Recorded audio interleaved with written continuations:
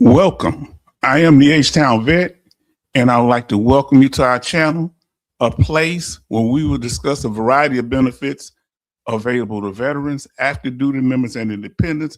Come into the room, family. Give me a moment to check the sound. Thank you for being here.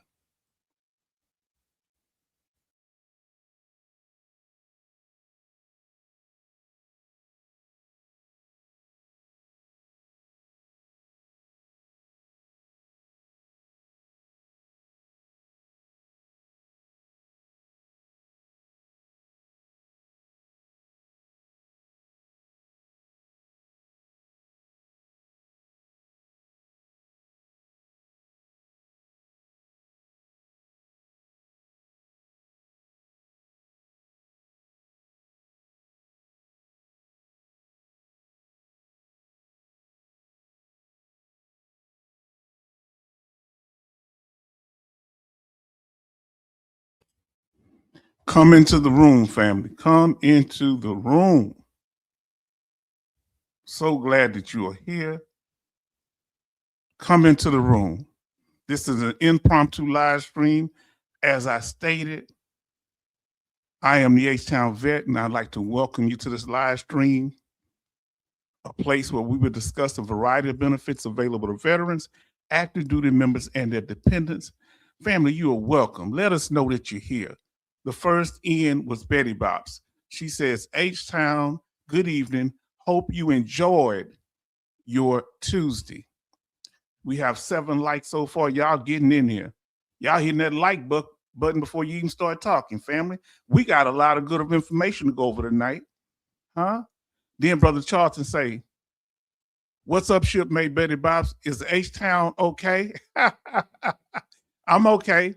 I've been relaxing, fam, and it's just sometimes when things come to me, when we went here the other night, we were talking about CMP exams, and I said I hadn't went over that in a while, and I thought it would be important to do so. That when a veteran goes to a CMP exam, we need to cover that from a veteran's perspective. So let us know if our sound is good, Brother Charleston. Let us know. We have Coasty in the house. As you come in here, if y'all don't mind, let us know that you're here. You can sit back and relax. That's okay too. Coasty say, evening, H-Town and the family. We've been in here about 3.5 minutes. Let's go ahead and get started. Family, we just thank you for showing up. And family, I want to give thanks to all of you for being here, for being such an incredible supporter. For those of you that are content creators that support us, we thank you too. We thank everyone, you hear me, family, for the support you give, and we do our best to reciprocate. So Shipmate says, Betty Bob says, Shipmate Charleston, hello, fine. I was going to give H-Town 15 minutes, then email him. Oh, what? Something happened?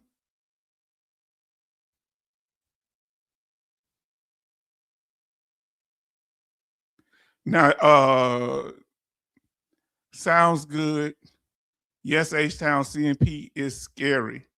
Yes, this is what we hear. I've had to go through several CMP exams. I'm trying to count them right now. 1, 2, 3. We'll get to it. We'll get to it in a minute. Yeah, I'm trying to count them. We're going to get to it. But thank y'all for being here, family. And we're going to, and happy 2026. Some people do a fresh start. H-Town, we were worried if you were okay. Why were y'all worried about me? I guess just let me know. That's good, that y'all worried about me. I hope you let me know. You can email me. Now, brother, we want to thank everybody in here, whether you are a veteran, non-veteran, a veteran supporter, anti-veteran. Thank you for showing up. Maybe we can do something to help you, change your mind about our community. Now, brother 66 is in here, 66T, I'm gonna call it. And we show respect to all branches of the military, whether you're Coast Guard, Navy, Air Force, Marines, Space Force, and the Army. And we have, oh, this is wonderful. Family, come on in here. If this your first time here, Red Deals Online. Everybody show love to Red Deals Online and to our brother 66 being in here. And y'all just show love to each other. And family, we don't rank veterans here. It doesn't matter whether you're a combat or non-combat. It doesn't matter whether you're a male veteran or a female veteran. Doesn't matter whether you enlisted or officer. It doesn't matter what your MOS is. All are welcome here. Because there was no special contract for people in different, no special contract. We all serve. Yes, indeed. Say, yes, sir. Oh, yes. First time here. Thank you. And we want you to get to know us. You know what I'm saying? I ain't going nowhere until you get to know me. Shout out to the game. So we don't hero worship here. We do show respect to veterans, all of our veterans. All our veterans are heroes to us because it takes a team. No one veteran did it all by themselves. When you see a lot of these movies, that's fabrication.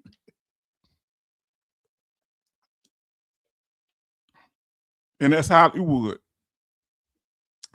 Look how we getting people in here. Do you see what's going on, family? Now, okay, Charleston say, hi, 66.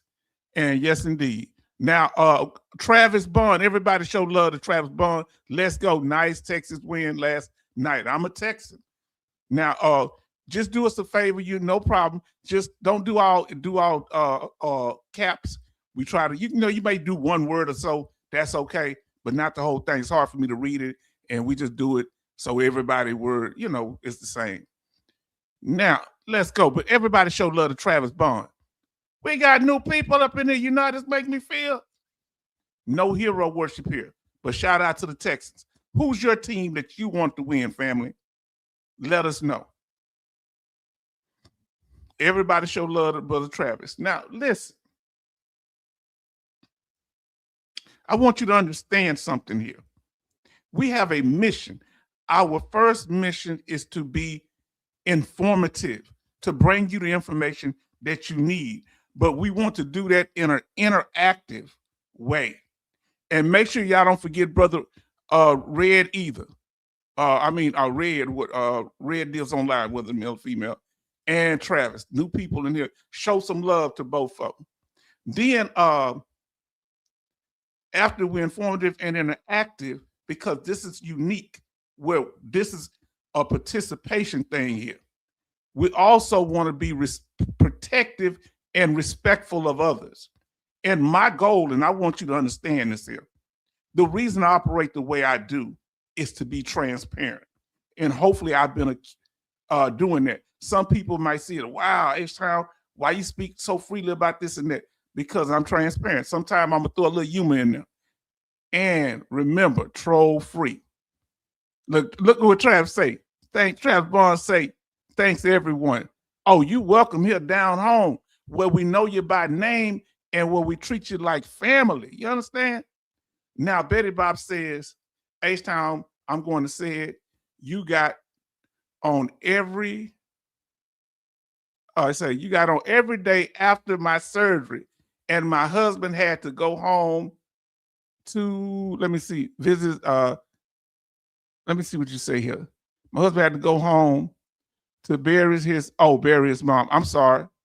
10 days straight, even night, to make sure I was okay when after my surgery, husband gone. Okay, well, we here. No, it's not. I'm inspired because I'm gonna tell you what gave me a lot of energy. Y'all gave me a lot of energy. A lot of the new people support when other people come in. The green. I think one of the first people that commented was the green logbook, and then our brother, our brother Raider HQ, and then you had the Salty Marine. My goal is to make sure we keep everything going, everybody supporting everybody. because we all are important here. You understand? We're going to explain where we coming from here. And y'all know I have over 20-something videos. If I was faking it, you know it. Now, for those that want to watch our live streams, okay? And everybody show love to our sister, Grace Smith from that Tidewater area. Say, hey, H-Town, ladies and gents, show love to our sister. Now, we talk about this thing from a veteran perspective. You understand? Now, our schedule is, as I was saying, is on Sundays and Thursdays at 6 p.m. Central Time. We will have impromptu live streams. As Betty Bob said, H-Town, you've been coming on quite regularly. Yes, I have. Everybody show love to our sister. We're so glad that you're here. And they showing love to our sister. She say, hey. And Brother Charles said, yes, Betty Bobs. We're your family. Husband, we protect our own. This is what we do here. We didn't know you were going through anything, sister, that you would have a situation with the family, but we are here because we know that you had a situation with your surgery, but we are always here to keep you going, sis. Now listen to what U.S. Army Grunt says. Hello, Mr. H-Town. Hope you had a great day, sir. Yes, indeed. Salute. Betty Bob says, H-Town, you same on 10 days straight. Wow, I didn't know that. Oh, I can't on 10 days straight. I didn't know that. I haven't realized that. I thank you so much for checking on me live. H-Town, you asked several times, was I still there during the video? Oh, girl, you trying to make a black man cry? Oh, Lord. What you doing got me? Yeah, I care. Maybe I'm faking like I care. I don't know. This is how I was raised, you know. Y'all mean something to me, family. See, some people, you know, one thing I like, several people I've asked, hey, what is it about me? They say authenticity. I try to be authentic, and y'all know I'm human. Either I'm coming on to make sure y'all straight, or I come on to do a rant. Get into it. Huh? So, family, click on those notifications. We want to give a special thanks to Madre. Madre ain't been by in a while, but this man gives me money like he like I work for him. You understand? Madre be listening. You know, he be busy. He said a lot of them are busy, family. Let me know something. If I turn this music on and if it mess with the sound, let me know, or let me know if it's still okay. I like a little music sometimes. Soften up my southern voice. And everybody's showing love. This is what it's all about. So if you would like to contact us, our email is there, the H-Town-Vet at htownvetnorthside@gmail.com. And that's our handle right above it in red. And then our Cash App and PayPal if you'd like to donate. And we thank you for donating. And Grace is DB Army Grunt, Holding Charleston Love. Okay. Oh, everybody and everyone showing love to everybody. Thank you, sister. Now, fam, we got some information to cover tonight. And here your opinion matters. I want y'all to understand, because some of you are new to the channel. Some of you came music messing with, let me turn the music off because I can live without the music. Let me know if it sounds better now. Tell me if it's better now without the music. Music messing with sound from Mike. Okay. That's what it was the whole time. It was the music. Then U.S. Army Grunt says, have my VA hearing test today and found out I need hearing aids. Wow. I am old now for sure. So is it better now? Let me know if it's better now. Brother, yes, indeed. Listen, U.S. Army Grunt, make sure you see if that's something that may be service connected that you can file a claim for if you're not already service connected for it. Now, Better Bob said, Charleston make me laugh when I was laid up sick. Sound is better now. Thank you. Yeah, so that's what it was, family. It was the music. I don't know what happened. It used to didn't bother anything. But now y'all saying we straight. Your opinion matters here. That's what I want you to know. So Betty Bob says she can hear me. Now here's the thing, family. Your opinion matters, but I want to let you know from my end that I have no ego to inflate or offend. If I'm going in on something, I'm going in on it because of the family, because people trust me to be able to come here and to be able to chat and communicate without a whole bunch of hoorah and who shot John. You understand? If you want attention, must you always be the center of attention? Did daddy not love you? You want attention, talk to us respectfully, but don't try to drown other people out. Farm Girl Rebel say, evening, fam. Yes, indeed. Betty Bob say, H-Town, I hear you. Okay, so I can't do the music. We don't need the music. Okay, now everybody speaking to Farm Girl. Then say, Randy, Travis Red. Now, who is Travis Red? I want to know who that is, Grace. And then Farm Girl saying hi to everybody. Grace, I need to know who that is. Now you got me. If he's a country singer, I'm going to feel bad. I know Travis Tritt and Randy Travis, one of my favorite singers of all. Here we verify information. Okay? So listen, I'm listening when people talk. I'm listening when I talk. I'm listening when Raider come in here, I'm listening to what he say. That's why I ask certain questions, to get probative questions, to get more information. That's why I asked the question. I said, hold on, Raider. You tell me this. Are there secrets that we don't know about? He was honest enough to tell us, yes, there are. Oh, I almost fell out of my chair. I said, I knew it. I knew it. Just like Star Trek, the Endurance knew that the Vulcans were, I think they were named whatever Spock is, they were enslaving their people. I knew it was true. Now listen to what our brothers say, U.S. Army grunt. I am 10% tinnitus, 0% hearing loss, left ear. They didn't connect my right ear in 1997. Okay. Now, then we have Grace said, just saying, hey, to them trying, LOL. Yes, indeed. Okay, that's what that means. Yes, indeed. I just didn't know. Now let's see.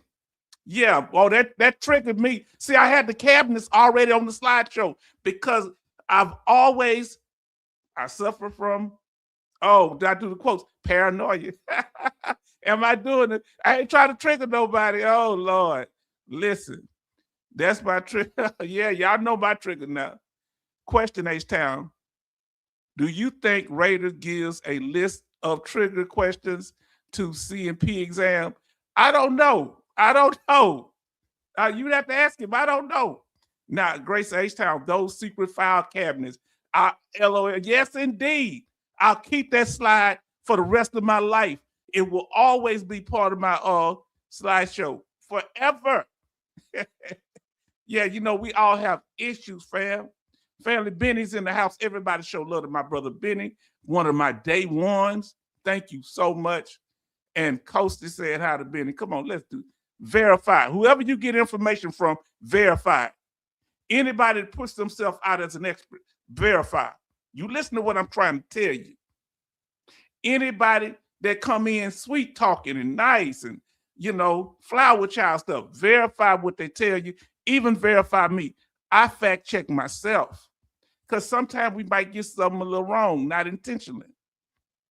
Now we have Farm Girl Rebel say, can't stay long, going out for dinner, just wanted to pop in and say, hey to everyone, love y'all. Can you believe she contacted us while she was on her anniversary?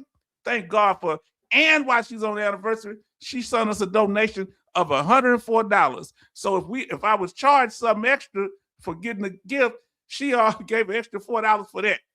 This is a very kind person. Who's watching the animals, my sister? Who's watching those goats? Everybody say goodbye to Farm Girl. And Benny saying how, now listen to what our brother says here. U.S. Army vets say, I have my CMP exam next week and I am nervous already. I felt the same way. You know what I'm saying? These people and make or break you. I guess you meant to say can make or break you and not even know you. Yes, indeed. Because it being from a stranger, you don't know how they're going to come at you. And even if they're nice, that don't mean they're going to write something good. I ain't going to say good, something that's accurate on there. Even if they're rude, don't mean they're going to write something bad about you. Family, they say, farm girl, yes, indeed, love you. Family, verify all information as much as your ability. Huh? And you look for inconsistency. See, here, we don't just bring receipts, family. You understand? We don't just bring receipts. I talk a lot. We bring invoices. We don't just tell you what you paid. We're going to also tell you what you owe. Do you understand what I'm saying, family? This is where we coming. That's why people disagree with me a lot of stuff, but they never said I lied about anything that I did. And if I made a few errors, like I misspoke, that happens sometimes, I'll correct it, or something has been updated. No trolling allowed. Let me tell you how we got to where we are now. And this is important, family. That reason I bring up trolling, because when I ignore trolling, they try to seep in like an infection, you know, like a cancer or something. Not trying to be insensitive to somebody been suffering it. They do odd stuff. They do stuff that's not in flow with what we're doing here. That's one thing. Okay? Oddball stuff. They do time wasting things. Oh, basic training. They keep saying the same repetitive thing. Oh, you know, if it's a joke that was funny one time, they'll say that joke 20 times. I ate at Popeyes. Did you eat at Popeyes? Popeyes. Okay, that may have been funny the first time, but you got, you know, let's move on from that. Watch out for time wasting things. Even people who are trying to garner, and I want to be very sensitive when I say this, there's some people that'll try to garner sympathy and they go over the top, doing all kind of stuff. I'm in a mental health emergency, or I'm about to, my leg is about to break off. You need to call the proper services for that. You need to call 911 or the crisis hotline, okay? We're not set up for it here. If you're in a mental health emergency or physical conditions, contact somebody. And it became a point that same person kept doing it over and over, or another person started doing it. And that's not good for the people that are already here who are really needing our help. Now, Betty Bob says 16 likes and 14 watching. Thank y'all for joining us, family. I'm going somewhere with this, always.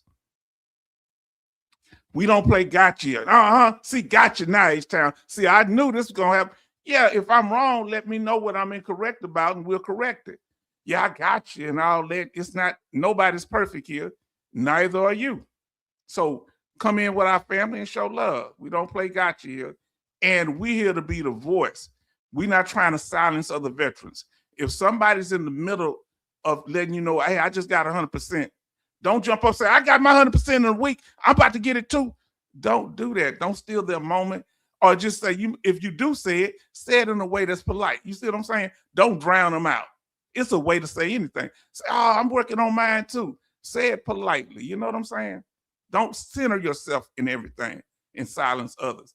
And we're going to keep our list up. If y'all have any more people to add to the Veteran Community Task Force Most Wanted, and they part of the sellout crew, undermining veterans, anti-veteran rhetoric, and we own the case. You have Coach Tubby, the senator, Combat Timmy, who can't stop lying, and people like, well, he seems so, somebody was coming, I seem so convinced about it. I put out evidence. If you don't look at the evidence, don't comment on what I'm talking about. You know, you just saying stuff. Prove what I say to be a lie. Because the man said himself that he was a liar. He admitted to lying several times. Dakota Rostock calling, Dakota Meyer, the Medal of Honor winner who got that $100,000 payout after he threw us under the bus, talking about we shouldn't be victims. Talking about sacrifice over what do you say? Sacrifice over suffering. Some old garbage. And we know Lieutenant Dan and Pastor Doug been MIA, and they only come out when they hit him. When the Washington Post hit him, hit dogs holler, he spoke up. You understand? We have 16 likes and 14 watching. Then we got Disabled Roni say it's 15, not Pops. How you doing? Not Bob. So it's 15, not Bob's. Okay. It say, hey, y'all. Hey, what's going on? Now, listen. Army Grunt says you need to add Matt Walsh and Caleb Hanna to that list. Well, Ken, I got to kind of let them make it because they not veterans. How can they know better? They just ill-informed. I'm trying to get to the ones that consistently do it. People don't know about our stuff, even our family members. We be adding some of our family members to that list in that case because they don't understand what we go through. Now, family, in the red flags, I want you to remember this. H-Town told you how they're going to come in. Shout out to my brother Tariq for giving me this list. I got the video up. Go look at it. The red flags when somebody's going to troll, the 4 T's. First thing they're going to come in. Ooh, I understand. Good point. And yeah, and they say how they're going to tiptoe in. They're going to come in being nice like all of us. They're going to come in, hey, everybody. They're going to come in, credentialized. I have a PhD in veteran benefits and I do this here. And I've been the leader of this group and that group and all this here. See, they tiptoeing. Oh, how y'all doing? I love y'all and all this here. Then they're going to pivot. When I say they pivot, that means they're going to change the message. They're going to kind of change it up. Now, when they keep changing the message up continuously, now they're trolling. When it's repetitive, trolling is repetitive. And when they called out on it, they just crash out. Either they're going to leave or they're going to start clowning. And now this is the person that was talking like they had some sense when they first came in. You get me? Now, family, H-Town crazy, huh? Remember the 4 T's. And if you see something suspicious, report. Put in there like a goat. What we say we're going to, a troll, put a little troll in there if you sense it might be some trolling. Don't call nobody's name, just because sometimes people just speaking out. Uh-oh, here go that old expert troll. Yeah, so they come in. This individual came in when I first started my channel, was helpful, brought knowledge, information, scholarship, all that stuff. And then they tiptoe in. I'm going to help you. Hey, I can help you be an accredited claims agent. I say you can. Yeah, put stuff like this in there. When you see some trolling, you ain't got to call no name. Put a troll in there or put a wolf or sheep in there. Wolf in sheep clothing. And we'll just kind of monitor, okay? Because we're about to start getting some people in here, some monitors in here. Now, let's see. Y'all give me some ideas of what we should put in here for trolling. So go ahead. Everybody want to put their own little emoji in there if you got one. So Brother Charles say, butter melting in their mouths, sneaky like a snake. Okay. You can put a snake in there or trolls. That's good, trolls. Now, listen. So when we started really going in, because a lot of people, they kind of take me as somebody kind of slow or stupid or something. So when I started really going in, because you don't know, I can be cool, but at the same time, handle our business to make sure you straight. When I start pointing out that the VA was doing a lot of lying, this same person who criticized the VA said, the VA has been good to me. Has the VA been good to y'all? So he's trying to influence my chat like he's the leader of it. He was doing this. A lot of people didn't catch up. Recycle is another good one. Just write troll and just write troll in there. Just write it in there. If you see it now. Say something. So he said that, and he said that, but I say now I see this person who brought some information in here. Now they can pivot it. Now they're a liar because no, the VA hasn't been good to me. Now, have people done their job? They've done their job. But look here, veterans are still being required to attend unwarranted medical reexaminations for disability. They were targeting our money. This is the error report right here. Now look who they were. So this is dealing with reevaluations, estimated unwarranted reevaluation errors. Guess who had the most reevaluations? The ones that had a permanent rating, not likely to improve, the one they should have evaluated the least. Come on, I like what y'all putting in there. Oh, look at that. The feet, the goat, the sheep. I ain't seen no wolf yet. Then keep the eyes on them. I like that. And then I use all those. And then run it. Yes, indeed. See, he come in, then he pivot talking about, hey, don't you like it? And what I did was I didn't say nothing to him. He was cutting up. I said, hey, sometimes I say pray. Can we pray for the VA? He was trying to taunt because he thought he had became he had took over my channel, he thought. All right. So I wait till the next live stream and put these slides up on him, his own words. Then he said, y'all not going to talk trash about my VA. The same person who criticized the VA, this individual here, was telling us what we wasn't going to do. I'm going to talk trash because look what they done. This is the OIG report, another one. Survivors did not always receive accurate retroactive benefits for dependency and indemnity compensation claims reopened under the PACT Act. So I may not be hostile toward the VA, but we can criticize when they do something wrong, just like we can be criticized when we do something wrong. If they doing trash, we're going to talk about it because they messing with people money. We say paper in the Black community. Now, Betty Bob say a fox. Yeah, slick like a fox. This one was. See, I don't even have to call his name. When I pull this up, all he did was crash out, start putting smiling emojis in there. Oh yeah, it's on. Now it's on. You goofy because you talking about on. I'm from the hood. You don't be telling nobody it's on. You don't do that. You goofy. I don't thank you for my culture. H-Town, I sent more OIG information. I saw it, and we're gonna get to it. Like I say, a lot been going on, but I got a couple of them linked. Family. Did we cover it? And the last thing they gonna do, if they can't get what they want, I don't care who they are, they're gonna crash out. I don't care who they are. If they can't get the attention or redirect y'all from the channel, from showing me attention on the channel, they're gonna crash out. They might crash out online in the chat or offline. That's all good. We still gonna be doing H-Town. It's like popcorn. Yes, indeed. Because I'm gonna give y'all the information you need. We got 19 people in there. Thank y'all for joining us. Look, what we do every once in a while, we got to do some housekeeping. We got to clean house. You understand what I'm saying?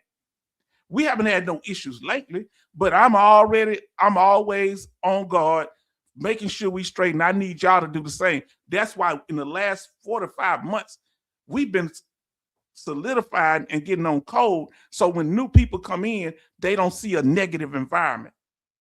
You understand? We don't mind you disagreeing. We ain't got to all sing kumbaya, but have some back up what you're saying. You understand? We're going to do some house cleaning. And what we going to do? We smell something we see something don't smell right. Something ain't right. Guess what we going to do with it? We're going to take it and put it in the trash. We're going to fold you up, get you up out the paint. But you'll be forewarned several times. We don't just get rid of people unless you're just trying to being very vile or something. That means everybody needs to be on code. You understand? Now, family, we about to get into this thing. It's important that we be on code because we want to make sure you may come for a while and you may take some time off, but always know you're welcome back here because you have things going on in our lives. Look who in here tonight. We got our brother Jason. Evening. Wow, I did not get the notification. Fam, that happens. I sent a little message, so I need to probably do it a day ahead of time or something. I apologize for that. I did send it out earlier, but and where is Pastor Dougie? Where is Doug Collins, the Secretary of the VA, when we as veterans are going through so much from other veterans that are anti-veterans and other individuals in the government and in the general populations that are anti-veterans? He only speak out when they attack him. So we need you, Pastor Dougie. You understand? To go back to your word, to the scripture. Now, our new releases. I decided to do this so y'all can all kind of talk and get a little few things out, and then we can go into the information. We want to, first of all, we want to thank Brother Raider HQ After Dog and bless him for all the information he give us, and congratulations on reaching 10,000 subscribers. You understand what I'm saying? Let me tell you something. Y'all say, H-Town, are you just kissing up, man? Let me tell you something. This man came to me, helped me, and was kind. I was always taught by my elders to be respectful and kind to those that are respectful and kind to me. You understand? I'm good to pretty much everybody, but hey, this is what you're supposed to do. You understand? Y'all show that brother love. You hear me? And we want 50,000 for him next time. I'll be the background singer, singing in the background. Mr. H-Town, you are spot on and on fire. I do thank you for allowing me to be a part of the channel. Yeah, all you got to do to be part of the channel is come on in here. And they saying hi to Jason. He say, congrats to Raider from Benny. Yes, indeed, family. Now, Dougie is hiding in the Air Force basement for comfort. What are you doing down there? Now, what branch of the military was he in? I know he's a chaplain, and I think he was either a major, something like that. Now, Charleston say, Pastor Dougie doing duck and cover like we in the Cold War. Let me drink some water, family.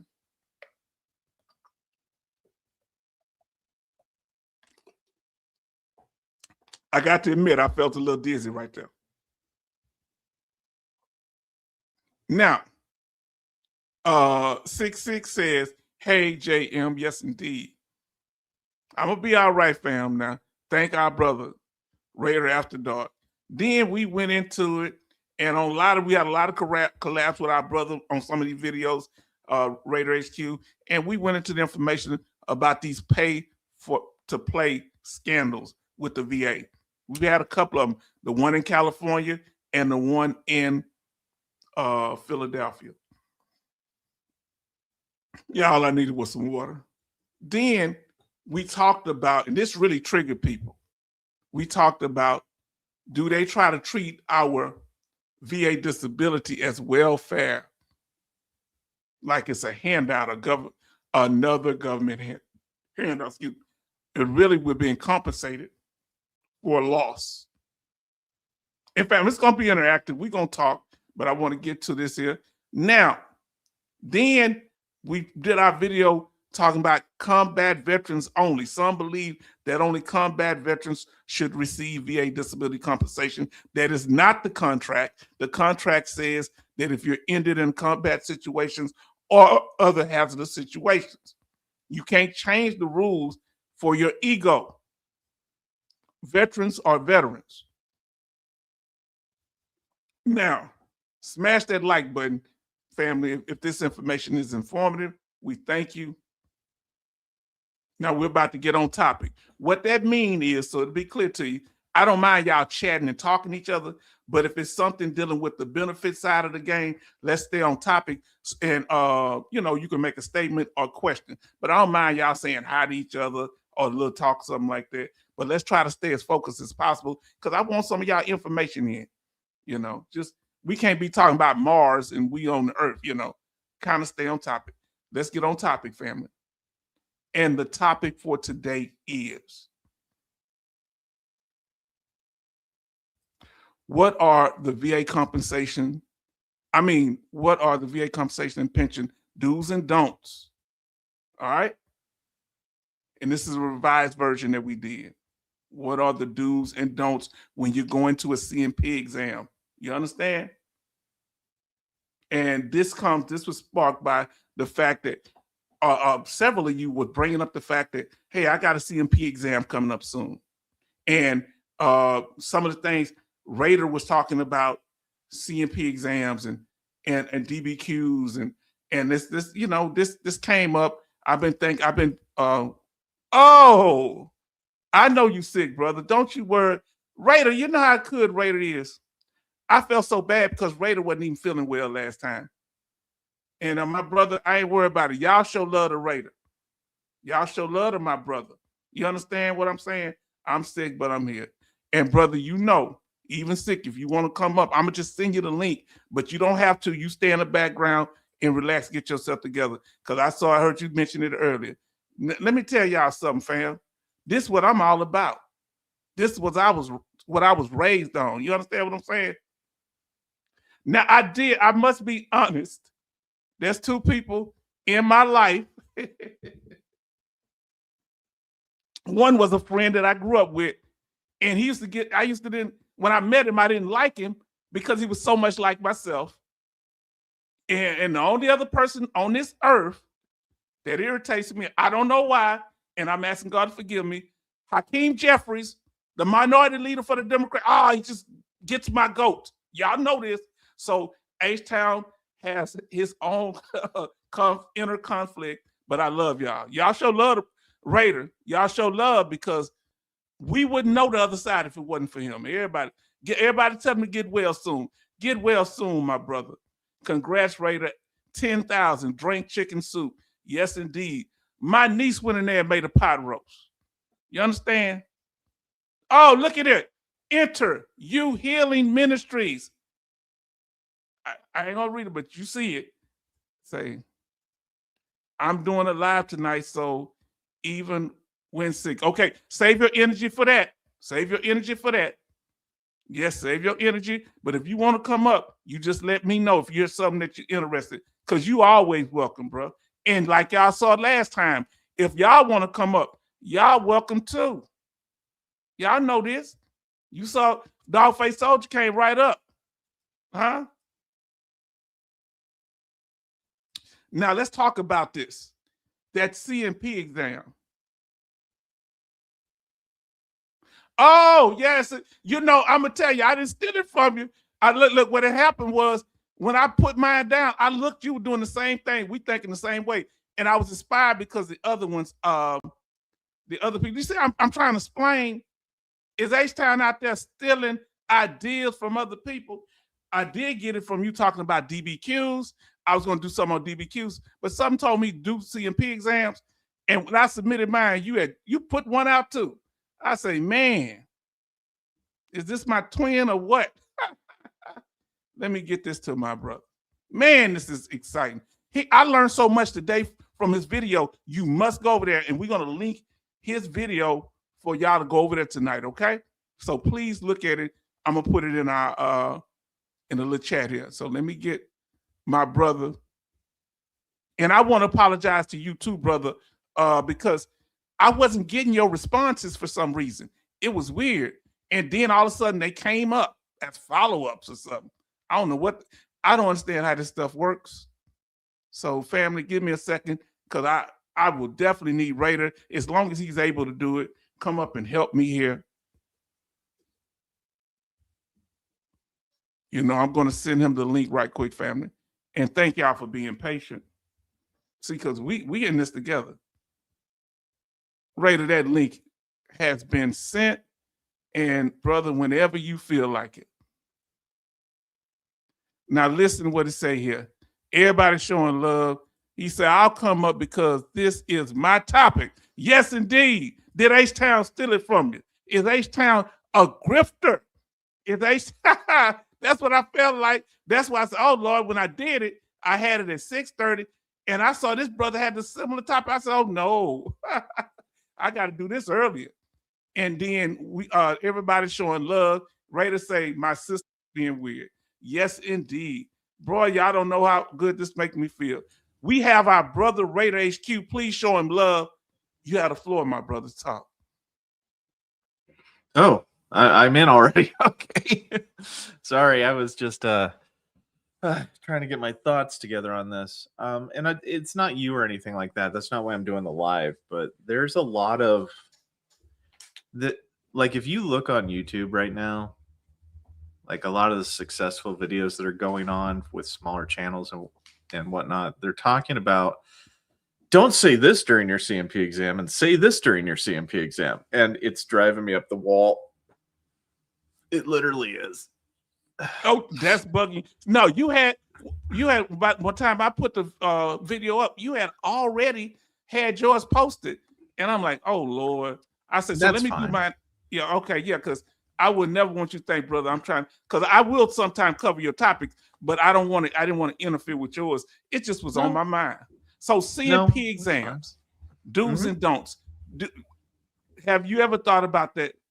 Some things that when a veteran goes to an exam, and you see as a rater, well, they shouldn't have said this or shouldn't have done this. They should speak freely. But do you think it's some mistakes that we make as veterans when we go into CMP exams? I mean, I'm going to go into this in my live stream for the most part, but okay. The thing that, and I'll just repeat it here because I want to get the message out as much as humanly possible. But I want you to save the real stuff for yours, but you just, save some for the sequel. Go ahead. I mean, okay. Like, if you've got cancer, right? Like, God forbid you have cancer, but let's say you have cancer. Does it fucking matter how many times you go into there and say, I'm having a great day. I've got cancer, but I'm having a great day. The truth is you have cancer, right? Like, there's no amount of great day comments that are going to undiagnose you with cancer, right? If you have TBI evidenced by this, that, and the other, or if you have COPD and you've got lab findings that prove with it beyond a shadow of a doubt that you have COPD, is any amount of I'm doing fine gonna ever undo that? No. If you have asthma, and I go to 38 CFR, part 4, there ain't nothing on there that says, is the veteran feeling fine, yes or no, granted 0%. There's nothing that ever says that, right? So sometimes I feel like with a lot of things in terms of like how the VA works, people generalize too much. Too much. They generalize this topic too much. Now, are there specific instances where what you say during a CMP exam matters? Yes. Yes, indeedy do there are. Like if you're trying to claim something due to Gulf War syndrome, muck me under 38 CFR 3.317. The undiagnosed illnesses, right? If you walk in, if you claim like, hey, look, I've got knee pain that I can't explain. But then you go into the CMP exam and go, what knee pain? I've never had. Do I even have knees? I don't even know what's going on. Like, I don't know why I'm here. Like, if you do that, then yes, of course, the things you say matter. But go ahead. I mean, I got to say why some people do it. And they become almost like Stockholm syndrome. They want to please the examiner. They want to show the examiner that they are a nice person. Oh, yes, I go this, and I work in my yard, and they don't do none of it. I say, guy, you live right across from me. You don't do any of this. Why did you go in there and tell the doctor that I say, you remember how we met? You were actually walking around your house with a weapon in your underwear doing guard duty. Why didn't you tell them about that? You go to the mechanic, not for the things that are right about your vehicle, but the things that are wrong. No, and that, see, like that right there, structured, organized, like you are critically thinking. Like this is why whenever I do my videos on how is it rated, literally I show you this is what matters, right? Focus your attention and your evidence and your CMP exam discussion about what matters. Like Yes. if you're 30% want to become 50% because you think that evidence-wise you have that, then focus on those things. Yes, But sir. I find it very odd that some people discuss like, hey, look, don't go in there and say that you're not having a good day. There is an opposite side to this. Now, what you said, H-Town, is so powerful. What's that? Minimizing and diminishing, like where your neighbor, he's in his underwear. He's diminishing his symptoms because he doesn't want to either come to terms with the fact that I'm no longer the person I once was. This is who I am. Some people, it's mentally that they don't want to come to terms with it. Right? They're in denial that they are no longer the person they used to be. But something to be said about the opposite of that. I'm You know, listening.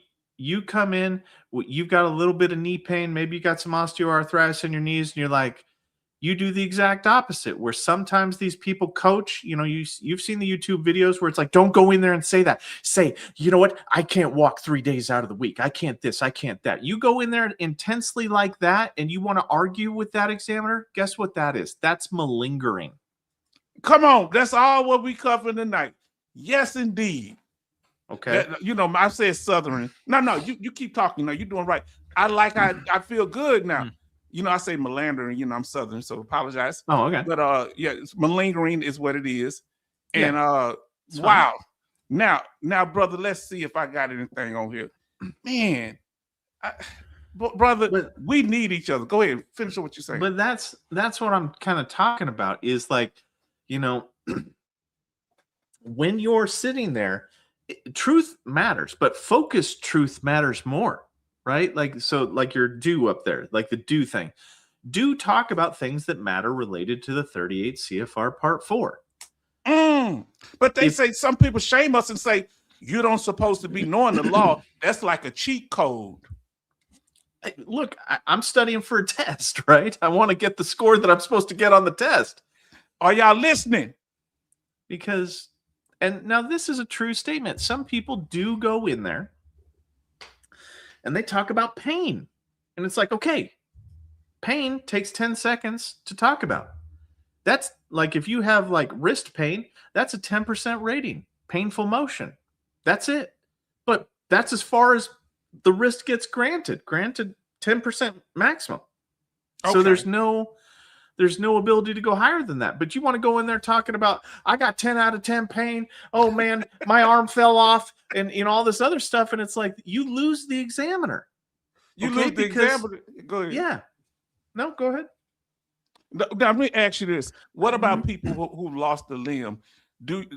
There's no rating for phantom pain or them feeling like that they have that? No. That's okay. Go ahead. No. But on that topic, though, if you've lost your leg, you going in there saying you're having a good day today will not diminish the fact that you are missing part of your anatomy to be able to play Twister. You don't have all the limbs, right? Like, there are certain facts that you saying that you have a good day or I'm doing well today, that's never going to make your leg come back. No, but suck it up and drive on is what we learn, especially in the Army. You know this. Suck it up and drive on. It was frowned on to go to sick call. Yeah. No, and I get that. Like, and there's multiple facets to this.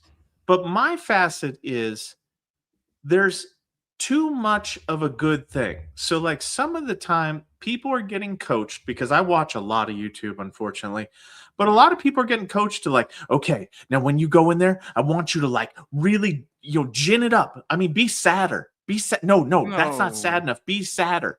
And it's like, you don't have to do that is what I'm trying to say. Like that's the message of the day.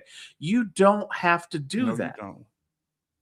That will undermine, because melandering will be documented by the examiner if they see it, true or not. It's not that it will be documented. They will adjust their findings based upon the malingering involved. They will adjust it. That's why, like the salty old Marine, do you know how he did that video a few days ago? My time is a weird thing to me. It could have been longer than a few days ago, but he did it based upon, I had recommended him talking about how the DBQ has an age portion in Yeah. it. And it Yes. says that, hey, look, is this normal for the veteran due to age? And if it is, then we can't give you that disability. Like we can't give you 40%. You're actually 0% because your spine's all jacked up because of age, not because of the disability. Well, like I forgot where I was going with that. But what I'm talking about is it's the same principle as how the examiner can adjust for age. They can adjust for malingering and be like, I know he said he has 10 out of 10, 20 out of 10 pain, for that paper cut, but I just don't believe him that the paper cut is 20 out of 10 pain.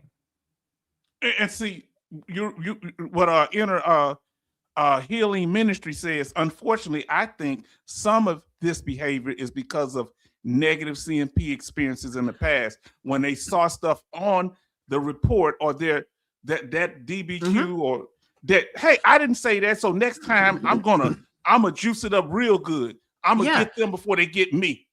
This is probably the best comment, and my hat's off to you, Inner You Healing Ministries. That is the best comment that could capture this entire thing, is that the veteran community has overcorrected and they've went too far. You've gone too far. Too far. Yeah, you've went a little bit too far. And you've got these people now that are reinforcing going too far. And I'm going to tell you that is not the thing that you want to do. Like, there's a couple of situations in which that's fine. But if you're going into a CMP exam and you don't have any treatment records, right? You're just going in there blind. You're just saying, hey, look, my knee hurts. Then yes, the words you choose, your subjective statements matter more than you know. But if you're somebody that has an established 5 years of treatment, right? That with range of motion, physical therapy, things like that, you going in there for 5 minutes and just going, yeah, man, I'm cool. Nobody is going to take that and go, oh, he said the magic words. Now he's all fixed, all better. Nobody's doing that. They're considering the evidence, not just what you say, but the evidence in front of them. Yes, the evidence in front of them. And we take that into account. Like mental health is one where it's mostly subjective statements. So there's no tests. There's no diagnostic testing for it typically. There's just like, hey, look, we're going to interview you and how you behave and what you say matter. Mental health is one of them. MUCME, the medically unexplained multi-symptom illnesses, are another one. There's a couple others, but for the most part, like secondary doesn't matter. Like if you have established care, then that threat of, I said I was doing fine doesn't matter. It distracts people to coach them on how to talk during a CMP exam. And you think that is reckless? I do think that is reckless because you actually start priming these examiners to behave weird, to go, wait a minute, they're over exaggerating, so I need to pull back on these symptoms. This correction that the YouTube community seems to be doing is, in my opinion, an overcorrection that will cause the greater veteran community harm over time if they keep doing it. Yes, they're reckless. Now, brother. Well, they just don't know. Yeah, they don't know. Yeah, they don't know. You're right. Raider, the VA makes the CMP exam like psychological warfare. Other channels prey on that. And Charlton, that's fine. Like, and you believe who you can. Sorry, I'm having trouble breathing. But you believe who you can, right? So that's why I provide the receipts whenever, on my videos. You don't have to believe me. You honestly don't. Like, and I'll tell you what, tomorrow's video is going to be very salty because I'm coming at. I thought you were doing that today. That's not tonight. Oh no, like I'm doing a live stream tonight, but tomorrow's video I've already recorded. Because I wasn't feeling well, and I'm thinking that, I feel okay enough to talk today, but I was just worried that tomorrow I'm not going to be good enough to work at all or do anything. Yes. But like tomorrow's videos about like how there's a lot of people that confuse the BVA, the Board of Veterans Appeals, and the VBA, and they think that they have the same criteria, that they follow the same rules, and it's starting to actually upset me a little bit because people go, well, that's not true. The BVA, la la la la la, and I'm like, okay, you understand that I'm not held to that standard, right? Like No. it's a video about aid and attendance. Okay. Aid and attendance is decided by the disposition of the rater. Hmm. They either think Did you you have hear it or that? they think you don't. Hold on, and let me ask you what that aid and attendance is kind of tricky. Isn't that kind of connected to the VAA, the VHA? Yeah. And So that's I'm the problem. confused. Or y'all, so I'm confused. Is the rater, how can y'all rate it and it's dealing with the healthcare? They got to validate it. I'm confused. Go ahead. So yeah, so that's the part that's confusing, where people conflate the two. You can have VA aid and attendance. That is the physical action of somebody coming into your home and helping you provide activities for daily living. That authorization happens on the healthcare side. However, you might have aid and attendance and be denied additional money for aid and attendance, SMCL, by the VBA because the rater doesn't believe that your symptoms meet criteria for VA purposes. Okay. And I don't know, I got a kind of a salty email tonight talking to me about 38 CFRs and nonsense. And I'm just like, I am so tired of that. Of people telling me how things work that have never done the job before. Let me ask you this here. Have you ever been, how can I say, have you ever been trolled by your own, or you get one of your expert raters saying, listen, that ain't true. You're not putting it out right. I'm a rater too, and blah, blah, blah. Has that No. ever happened? Oh, you don't have that. Because they understand. The only thing that I've had a couple of raters challenge me on was the whether or not some raters review your social media accounts. And I'm like, because they're like, no, I've never done that. And I've never heard of that in my 72 years as rating. And I'm like, you know what? So that's too far, right? Like that's too far. So you're saying that it's too far. It never happens. Never at all. Never, ever, ever would a rater stoop that low. However, we have California, in which the rater embezzled $2 million or something, like millions of dollars from veterans, took payments from veterans to get specific outcomes. We have Puerto Rico doing the same thing. You know, like we had this big old conspiracy in Puerto Rico, and then we've got nine people. Yeah. And one of them wasn't even a veteran. They receiving VA disability. Oh yeah. Yeah. So it is a thing where I'm like, okay, that's too far. So morally, it's too far to review somebody's social media. But hey, taking financial, kickbacks from veterans to give them an unsubstantiated outcome, sure, why not? Okay, that makes sense to me. Yeah. So I was like, yeah, no. Some people are naive. But watching social media is a bridge too far. Yeah, now, too far. Yes, Grace said yes. I had to explain that express that what's important is why you're in there, and answer honestly to every question. Please ask, and you don't have to. Now, you can correct me on this if I'm wrong, Raider. Don't go in there talking. Don't just be diarrhea of the lips about stuff that they didn't ask you, or that you feel is not pertinent to the condition. How important is it to stand on topic? It depends. So it depends on if the examiner's not talking about the things that are required for the scheduler, then yeah, you need to maybe take control of the conversation and just be like, would you like to talk about my flare-ups? Because that's required for this DBQ. You know, like you have to talk to me about flare-ups. If you'd like to talk to me about them, I'm happy to talk to you about them. They're in my records right here. I have them here. This is what my range of motion looks like here, here, and here. But, and thank you to everybody that's saying nice things in the chat. Yes, indeed. But there's, you don't want to be argumentative with the examiner. You just No. want to be as factual as humanly possible. Bring as much evidence. That's why I say, like, you know, if you're going to file a claim, you better have all evidence that you're ever going to want to prove at the time that you submit that claim. Exactly. Now, Grace says, yes, HQ, you explained it well. And I watched the Salty Old Marine. And Destroy say, thumbs up, strong black hand. And then Radar, I have a question from U.S. Army Grunt. Radar, I have a question. Go ahead. So the Raider doesn't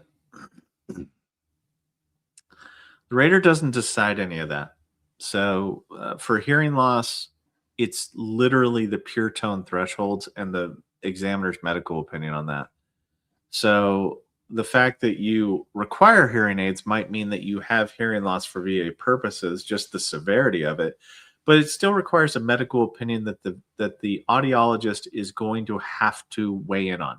The Raider sadly doesn't have any kind of influence or control over that one. It's a trust situation. So the Raider's going to trust fall for hearing loss all day long. Now, Raider, I want to thank you for one thing. I'm gonna rub you good on one side, then kick you in the behind on the other. Kick me in the behind is fine. Now, listen. One, you saying it today, it finally clarified some things for me when you said that secondary conditions. Some people say you don't have to mention them; they're supposed to look for them. I say that doesn't make sense. You finally said, if you don't specify that you're filing for something secondary to a primary condition, y'all don't have for most of the time, y'all not in a position just to be doing that, looking for secondary. We do not have the duty to assist. So we do not have the duty to assist, because think about it this way. I'm claiming, like if I tried to read your mind, like if you claimed asthma secondary to what? Like you could, like if you had 17 things, I mean, some people claim it like that. They'll claim it like asthma due to everything that they've ever done, but we're not supposed to do that, right? Like that's not part of the duty to assist. If you watched my filler video today. Yes, I did. I go through that checklist. That is a VBA document that is meant to show the VSR and sometimes the Raider, if they're the ones requesting the exam, that they cannot imply secondary on their own behalf. There has to be explicitly claimed, like where you explicitly state, I'm claiming A to B. And that's a lot of the times where if you bury that, I'm claiming A because of B somewhere in your documents to where it's not readily visible, the VSR cannot infer that on your behalf. If they miss it, then they'll never request it. That's how a lot of the times it gets missed. Okay, so the veteran needs to specify it in there, I guess, when they file the claim. When they file the claim for this primary condition, they say, I believe that these conditions are secondary to that condition. Yeah. Or condition. So I always say diagnosis, symptom, and then theory that you're claiming. So I always go back to the trope, erectile dysfunction with impotence due to PTSD. Yes. Secondary to PTSD. Something along those lines is what we're kind of ideal. I will be right back just a second. No problem at all. We're going to catch up on this. Go ahead. So we say, and then we have in here our brother Disabled Ronan says, last week I had a CMP exam and PA, I'm assuming it's a physician assistant, asked me how bad my pain was during a flare-up between 1 and 10. I said 8. She said, so you got to the hospital then, right? That's interesting. I told her no, because I live with this. I suck it up. Come on now.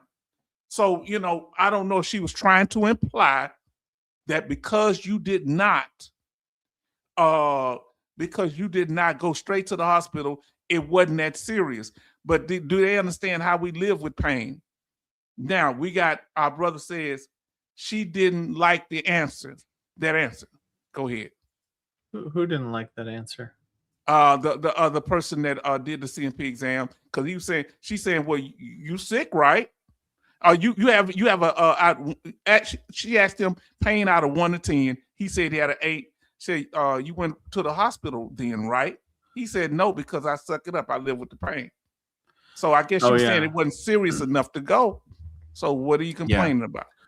And that's where you'll lose the examiner sometimes. You can kind of tell when you do. So Yeah. I'm going to have to, whenever I get my head a little bit straighter, I'm going to have to make some videos about damage control. How do we do damage control when we know that the CMP exam has went sideways, right? And it's not due to what we said. It's due to the belief system of the examiner conflicts with the facts. And you can tell that there's a bias.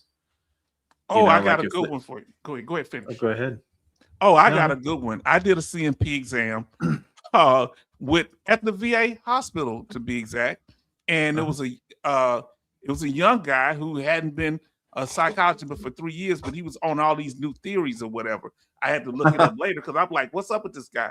Because this guy, this PhD young guy, and he was asking me what was going on.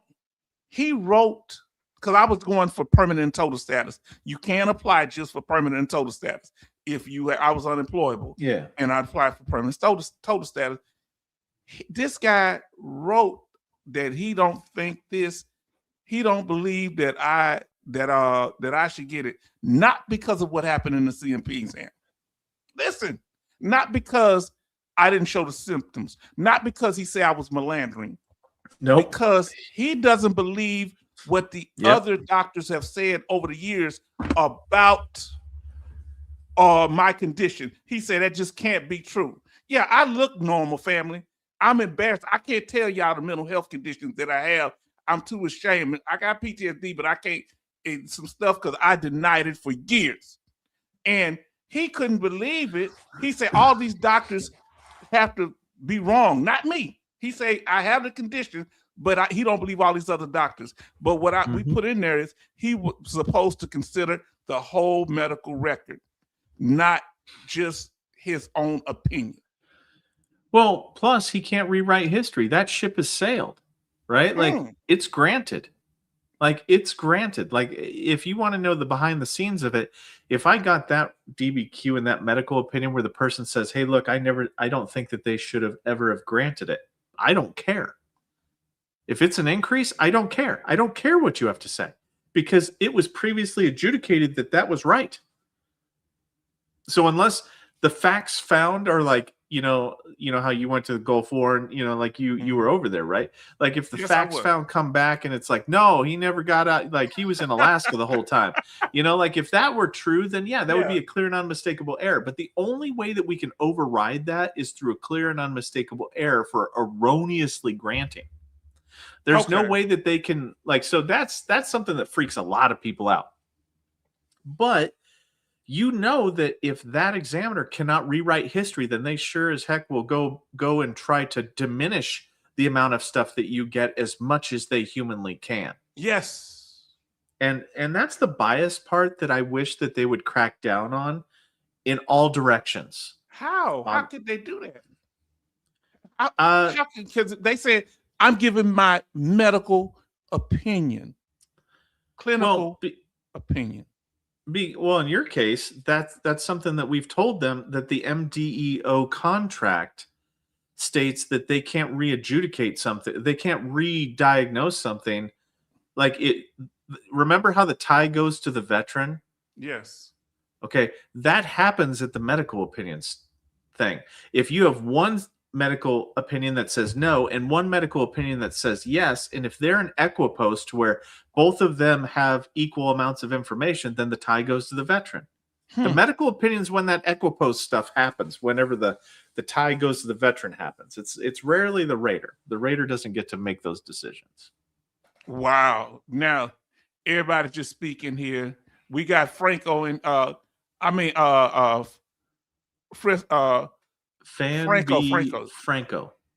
yes, that's why I call him Franco. He's been around a while. And let me see what they're saying, guys. He said, guys, I had a high level review and it went well. Now, when you say it went well, okay, good. what when dealing with those higher level reviews, and that's a senior rater, right? No, Mm, they're a DRO. They're a they're decision growth. review officer. They're not a Okay. rater. Like they are the farthest thing from a rater. Like imagine them being just quality control. They're the quality control. Um, so when they review stuff for accuracy of Mm, did the rater follow the M21 manual? okay. Did they follow the 38 CFR? It's literally that. So oftentimes what's good is whenever you get to speak to one, you get to have a human conversation with somebody and plead your case. Hmm. But if you go in there going all nuts about case law this and case law that, they're not a legal expert. So Okay. they're just looking to say, okay, we are a process driven, like the BVA is a legally driven process. The VBA is a process driven type thing, organization. So we have a certain set of process. During this, you should have done that. Did they do that? Yes, they did. Okay, then they did everything fine. Like that's the way the spirit of the law never gets reviewed in the VBA. Kind of weird. Do we have a better chance with a decision review officer, or y'all call him a DRO now, a DRO, or with the Board of Veteran Appeals? Depends on what happened. Mm. If you have a situation to where the legal interpretation of something like aid in attendance, let's say aid in attendance, they discounted your aid in attendance based upon you not being sick enough. Like the rater said that you're not sick enough. Yes. Well, for the higher level review, as long as the rater cited the evidence that they used to determine why you weren't sick enough, that's all they need. Like that's all the rater needs. It's a valid rating decision, even though you're on aid in attendance. Like oftentimes, if you're on aid in attendance for mental health reasons, that'll get denied time and time again because most people are like, yeah, I don't like, you can't be depressed enough to where you can't cook your own food. Like you might not want to cook your own food, but technically you can physically cook your own food. You can physically do your laundry. Yes. You can physically shower. You just might not want to. So some raters are a little biased like that. And that's why mental health is so hard to get rated through the VA for aid in attendance, is because they're like, you don't need this. You want somebody to come into your house, but you don't need it. Because a lot of people, you have to understand, have never experienced depression. They've never experienced like severity of that beforehand. Do they understand the agoraphobia, fear of going outside? That you might be able to go outside, but you might have a panic attack. They don't understand how that plays in, or maybe not as sensitive to that. They're not sensitive to that because they're not mental health providers. They're not medical providers. They're not anybody. And yet they get to decide this, like aid in attendance SMCL, they get to decide that exclusively. So what you'll have here is the one that's the most successful, the thing, like the evidence that is the most successful for aid in attendance is I need somebody to come in and do my medication management. That shuts down any disparity, any kind of because if you can't manage your meds and you need somebody to come in, then you need somebody to come in and manage your meds because you cannot manage them. That's what aid in attendance is to the layperson. Okay, so that one wins more than any of them combined. If you have to prove that you can't cook, how do you do that? It's like that analogy that I used the other night of prove to me you didn't rob the bank. Yeah. So it's like that. So it don't have to be all of them. It just has to be. See, look, one of them. Wow. Did not know this, family. Are y'all listening? We have Raider HQ in here, family. If you're not subscribed to this channel, you need to do so. And wow. Now, brother, I told you that I'm going to rub you good on one side. Thank you for telling me about the secondary situation. But now I got to kick you in the behind on the other. In my opinion, and you correct me if I'm wrong, that I think you can sometime go into the exam with at least one or two pieces of paper if it's already in your record and you're just trying to emphasize that doctor. seeing Yeah. the screen. Is that okay? Don't I beat mean, me that's up. fine. No, that's fine. Like, it's fine also to take notes. Like, see, I Mm. have no shame. Like, this is why Lieutenant Dan's nonsense wouldn't work on me, is because I have zero shame in my body. I just usually go, look, man, I've got a TBI and raging anxiety, so my memory isn't the best. So I had to write some Yeah. notes, right? Because I'll be honest with you, if you were to actually see my desk in front of me right now, I've got pieces of paper, notes for videos, and notes what to do tomorrow, what claim to do, Yeah. what on, like all those things type stuff, and it's it's its own thing. Like it could be a fire hazard. Who knows? Who knows? But Wow, and I got it hooked to the computer. You know I'm crazy. Now this is for you, Raider. From and thank you, brother MG Smith, for coming in here. And Jason, did I say that? He say Jason M. I'm sorry, so sorry, brother. I didn't say what go ahead. Okay, if I file for an increase on a condition, will they do a whole new exam or just what I'm asking for an increase for? They'll do a whole exam. They will not do a medical opinion because you're already service connected, but you will get the full DBQ filled out because it's part of the duty to assist. They have to review the entirety of your condition, not just because it could be factually found that you're better and they could propose to reduce. Oh, that's why they do a full one. Yeah, I'm like, wasted paperwork. Nope, Go ahead. it's not. Now you did say something earlier. I was listening to your show. Yes. You were talking about something else. You were talking about you had a different topic, and I'm trying to remember what it was. About trolling, or Not about trolling. It was my brain. My brain. What kind of hint at it out? Because I say a lot. I'm trying to think about what it is. It was about something that is done at the VA, and I was like, we're close to that not being true. So I'll figure it out. Like, I was like, H down, come on, don't do that. Don't go there. That's why I need you to correct me to make sure that I'm not putting out the wrong information. Here you go, Ray. And you do great. Like, you do great. Like, I only have about maybe 8 minutes left in me because I do have to do something. No problem. No problem. Sensitive thing. So that's why I want to tell you. I'm sorry. Go ahead.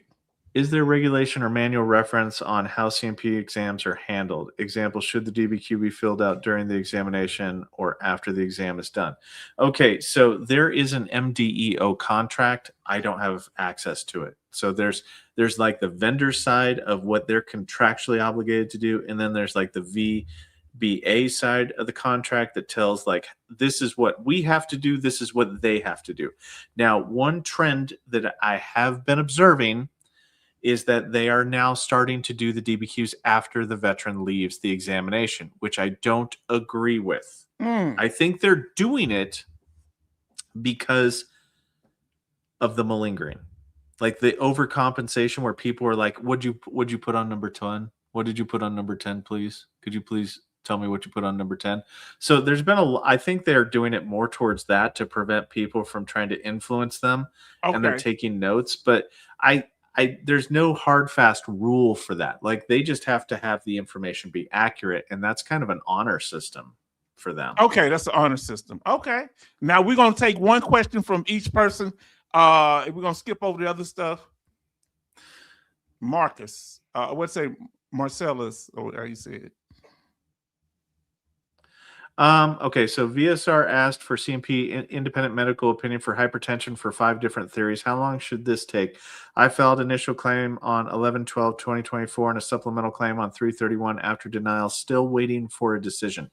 Okay, so I'm going to be honest with you. This takes as long as it takes. So multiple theories being asked at the same time do not take much longer. It just takes the amount of time that the examiner needs to write it up. They will either come to a conclusion that one of the 5 things is they're going to grant based upon one of the 5 things. They're going to say, yes, I think this is at least likely as not, because you can only have one, right? Like, you can only have one. 4 have to be the loser, 1 can be the winner, or 5 can be the loser type situation. But it's going to take as long as it takes. I mean, they're averaging about 90 days. So the fact that you did this hypertension's easy for them to figure out. So it's going to probably take about 90 days, but I can't guarantee anything beyond the tip of my nose, right? Like it's Right, there's right. no certainty. Okay, we're gonna go to You Healing Ministries. Enter You Healing Ministries. Okay, go ahead. Doesn't the online VA claims application ask the applicant if the conditions they are applying for are new or secondary? Yes, they do. They can. But if you have multiple theories for something, the online application, like if you just claim it as new, it doesn't track all the theories that could be on there. That's why it's a great idea to do a supplemental document that says, hey, look, I'm claiming this due to that. And also, please use this other theory too if you can't service connect it that way. Please also review for this. Okay. So, yeah. Go ahead. Finish up. Okay. Oh, no, that's fine. I'm good. Okay, so we got Benny says. Can a TARA be filed for both asthma and COPD, or would that be pyramiding? No, it can be for both, right? Because there might be a time whenever your asthma is service connected, but your COP is not. So claiming both is a good idea. Now, you are correct in that if you do get granted for asthma and COPD, they will be combined together with the highest one, like whatever can be rated the highest one, becoming the primary condition. So if that's asthma, it would be asthma at 30% or asthma with COPD at 30%. Okay, now we have James Douglas. Okay. And then I had a CMP examiner told me my in-service event that happened in the Gulf War said I was just dreaming. It didn't really happen. Okay, James, good on you for not having him catch your hands. Because I would have thrown hands if somebody told me that. I'm not a Billy Badass. I'm not anybody like that. But there are certain things where it's like, sir, you do know that you're in a locked room with me and I can close the distance. We're arm's length away. Like, you say that again. Like, I hate that. Like, that is such a condescending thing. Yes. But it's just so horrible. Like, that is so horrible. Like, that right there is what I'm talking about. That is an instant complaint. I want a different examiner. The person's bias is on their, they're wearing it on the outside of their clothing at this point in time. Like, a person's internal bias is fine, but when you start wearing it outside, I ain't putting up with that. I don't care what they say. So you can request a new exam based on evaluator bias? Yeah, I mean, I just send something in. I've even called up the QTC before and went, hey, look, this person completely biased. They said this, they said that, because you have to understand, like, I'm a licensed clinician, so I went to a CMP exam in which a different licensed clinician said, there's no way that could be caused by mental health, and I was like, you do understand that of the two of us, I am the person that is more qualified to say that that is a thing that could happen, right? Wow. And I mean, I was a dick. Because I was like, look, did you say gotcha, B? Yeah, I did. I was like, gotcha, bitch. Gotcha. Look, Charleston. Hold on. Did I just give one for Charleston? I think. Did I just do one for Charleston? I don't think it. No. Okay. So we got a few. We got to let him go in about 2 or 3 minutes. What do you got there, brother? Brother Charleston says so. And we're gonna do Sister Grace. So yeah, and then after that, I do. Oh, actually, I might only have Charlton. Okay, so we apologize. Go ahead. So Raider, back in 2019, my VSO filed for my asbestos exposure, causing my COPD. Raider responded, VA doesn't accept asbestos, so I changed it to COPD. Then CMP was for stress test and heart scans. So if you claim asbestos, if you claim a chemical exposure, they will go cross-eyed for that, because you need to claim it due to a disability. So my COPD due to asbestos exposure. In 2019, that was pre-PACT Act, so they didn't have the TARA theory at the time. We got the TARA theory 2022.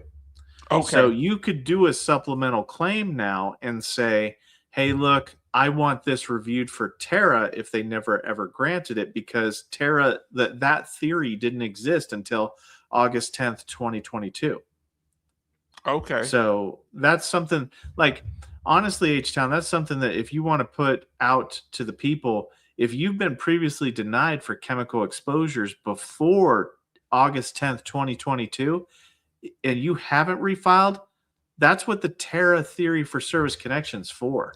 Well, yeah, I want to make sure I get it right, so I'm gonna get the information from you how to properly put that out, because I'm not as familiar with the newer things like the Terra, and so I've went over them as I researched them, but how they work functionally, no. I just want to thank you, brother. I'm gonna let you have the last word because I know you have things to do. Yeah, no, thank you for promoting the channel. Awesome. Everybody here is so awesome. I love everybody. I never, I get, I get such a warm welcome here that it's great. Just keep doing what you're doing. I love it. I tune in. I enjoy, everything that you do. And it makes me want to come back time and time again, even when I'm sick. See, I don't know why you're a compelling guy. Because I would say, because I said I'm not gonna bother, because I could tell you've been. Last time I said I feel bad, so brother, thank you. And it's like I'm a local street preacher, and you the bishop coming down to check and making sure everything running right. You know what I'm saying? No, making sure that I ain't doing no indiscretions with the young women in the choir. You understand? Whoa. Go ahead. Well, hey, look, I want to be honest with you that I'm not the end all be all in this. I'm just one voice in a sea of voices, and it's just that, like, for me, it really is about the information, right? It really is about the message, and people don't have to get things 100% right because we're so far from that. Like, we are so far from 50% right. I mean, look at the VA. The VA is like that one guy. I guess he did 85,000.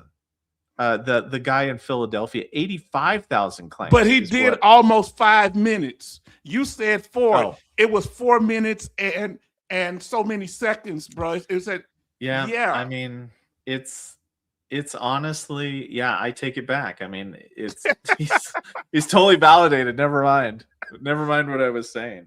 But yeah, speed is the issue. Like, I don't understand why everybody says, oh, the faster is better. Faster is never better in a claims process. That's what you said earlier. Yep. Yes. All right, guys. Brother. I'll talk to you later. All right. We'll see you soon, brother. They're going to be coming over there too. All right, man. I'll talk to you later. I'm going to put in my link. All right. Take care. Love. Take care. Bye. Hey, what time? Yeah, I forgot to ask you how long. Family, isn't that good? We got 31 likes and 35 watching. Family, y'all saying it's great. Hey, Raider HQ, I subscribe to your channel. So glad you're here. Also, exceptional information. Yes, indeed. Sorry, I want to apologize to our brother. Ask that question again. I think you had asked one earlier, so we weren't able to get to everybody, and we'll want to apologize to our sister for that question she had for Raider too, and we weren't able. And we want to thank our brother Ray, Mr. Ray 504, coming in here. Stop by saying hello, but actually under the weather. We wish you the best, brother. Everybody pray that for all of them. We praying for Raider, for our brother Ray. Just forgive me if you're not religious. That's okay. I just want to make a quick prayer that God, that you bless the veteran family and everybody that's out here going through something health-wise. We ask that you help them in their claims in Jesus' name. Amen. Amen. Now, wow. Now you don't worry about it. You answer the best way you can. Say, get them, HQ. Yes, indeed. Family, y'all something else. We got Teddy in here. Teddy say, hello, everyone. Thanks, Raider HQ. I subscribe. Okay, you sub. Oh, amen. I see the amens in the house. Yes, God is good, and he's good all the time. And all the time, God is good. You understand? I'm sorry. I'm just simple Southern man. Well, I'm from the city now. I'm not a country boy, but I'm a Southern man. Now, Army says, U.S. Army says Raider is the man. I love both H-Town and the Raider. See, that's what I'm saying. You know what I'm saying? We got enough for everybody here. Ain't nobody got to pick and choose. You know what I'm saying? Like the old folks would say. Family, show love to Teddy coming in the house. Amen. We appreciate y'all. H-Town, no problem, amen. Yeah, because some people may be irreligious, may not, you may be atheist, but we got respect for you too. You know what I'm saying? It don't matter. I care about everybody. I just express myself through, the way I was raised. Family, we're gonna try to get into this here. We thank God for Raider coming through. What did they say? Hello, Teddy. Everybody's doing good. Now, family, let's get into it. There's the do's and the don'ts. All right. So when it comes to the do's, when you go into a CMP exam, because many of you have had anxiety, put an anxiety emoji in the chat is that when you went to a CMP exam, it made you nervous. Or put the word, you can put anxiety or fear in there. Did you have any form of fear? I did. If you had any fear, what time he comes on night? It says 8 o'clock, but I'm assuming, I hope that's your time. I don't know. It said 8 o'clock. So I don't know exactly if he's about to come on now in a little bit about it's telling me about it. It told me about an hour and a half from now for me. It say fear. Who've ever had fear or anxiety going into a CMP exam? Come on, tell us right now, family, because that's the do's and the don'ts. We're trying to reduce that anxiety level because I feel intimidated. Oh, tell me how you felt when you went in there. Tell me how you feel. Oh, look at that. Jay Oliver say this here. Betty, but I felt like throwing up, like puking. Now listen to what our sister says. Say, hey, you can't help not having the Holy Ghost. I walk with my what's that? Poe's father. Okay, Son, Holy Ghost. Okay, yes, indeed. Father, Son, and the Holy Ghost. And pray for the others to be encompassed. Yes, indeed. Yeah, I just, this is the way I express myself because of the way I was raised. So please, I don't mean no offense to anybody. Now, Benny says anxiety, both this morning. Wow. You got to give that praise report, brother. Kind of when you, something like that, you can tell us, give us a little bit of what happened. Okay, we're going to talk about it. As we go through this information, you tell us if any of them hit your point and you say something, okay? Oh, anxiety. Look how many people have anxiety. Wow. Look at Brother Charles, anxiety in the CMP exam. Yes, indeed. Jason had anxiety. Brother Jason M. I have mine next week. Fear and nervousness. Wow, family. No offense to anyone. Yes, indeed. We never really had no problem. Let me tell you something. I'm gonna tell you something. There was a guy that when I was over in Desert Storm, he was a witch, like a good witch supposedly. We ended up baptizing him in the middle of the desert. And they told us not to bring our Bibles. This was the first Gulf War, but we snuck them over there anyway. We were digging holes in the sand, baptizing people in our punch holes. This is Grace. Don't apologize. I respect. I got you. Because grace is what brought me here. Ooh, Charleston say, I felt anxiety at first. I thought they were going to play down my exposure. I was right. Felt happy afterward. Now, look, fam, let's talk about what you should do when you go into these CMP exams. Okay? And we can talk about this. First thing you need to know the type of exam. Is it a terror?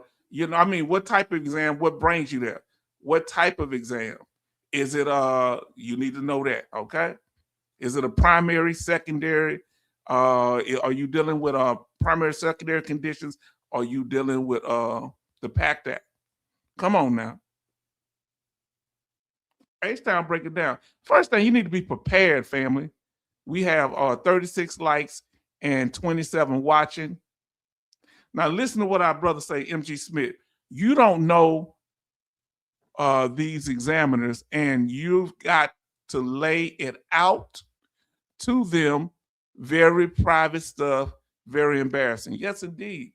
We got to talk about things that's embarrassing. I told you some of my mental health conditions I'm embarrassed by. You got to be prepared. And that's one thing, dealing with anxiety. You got to have a plan.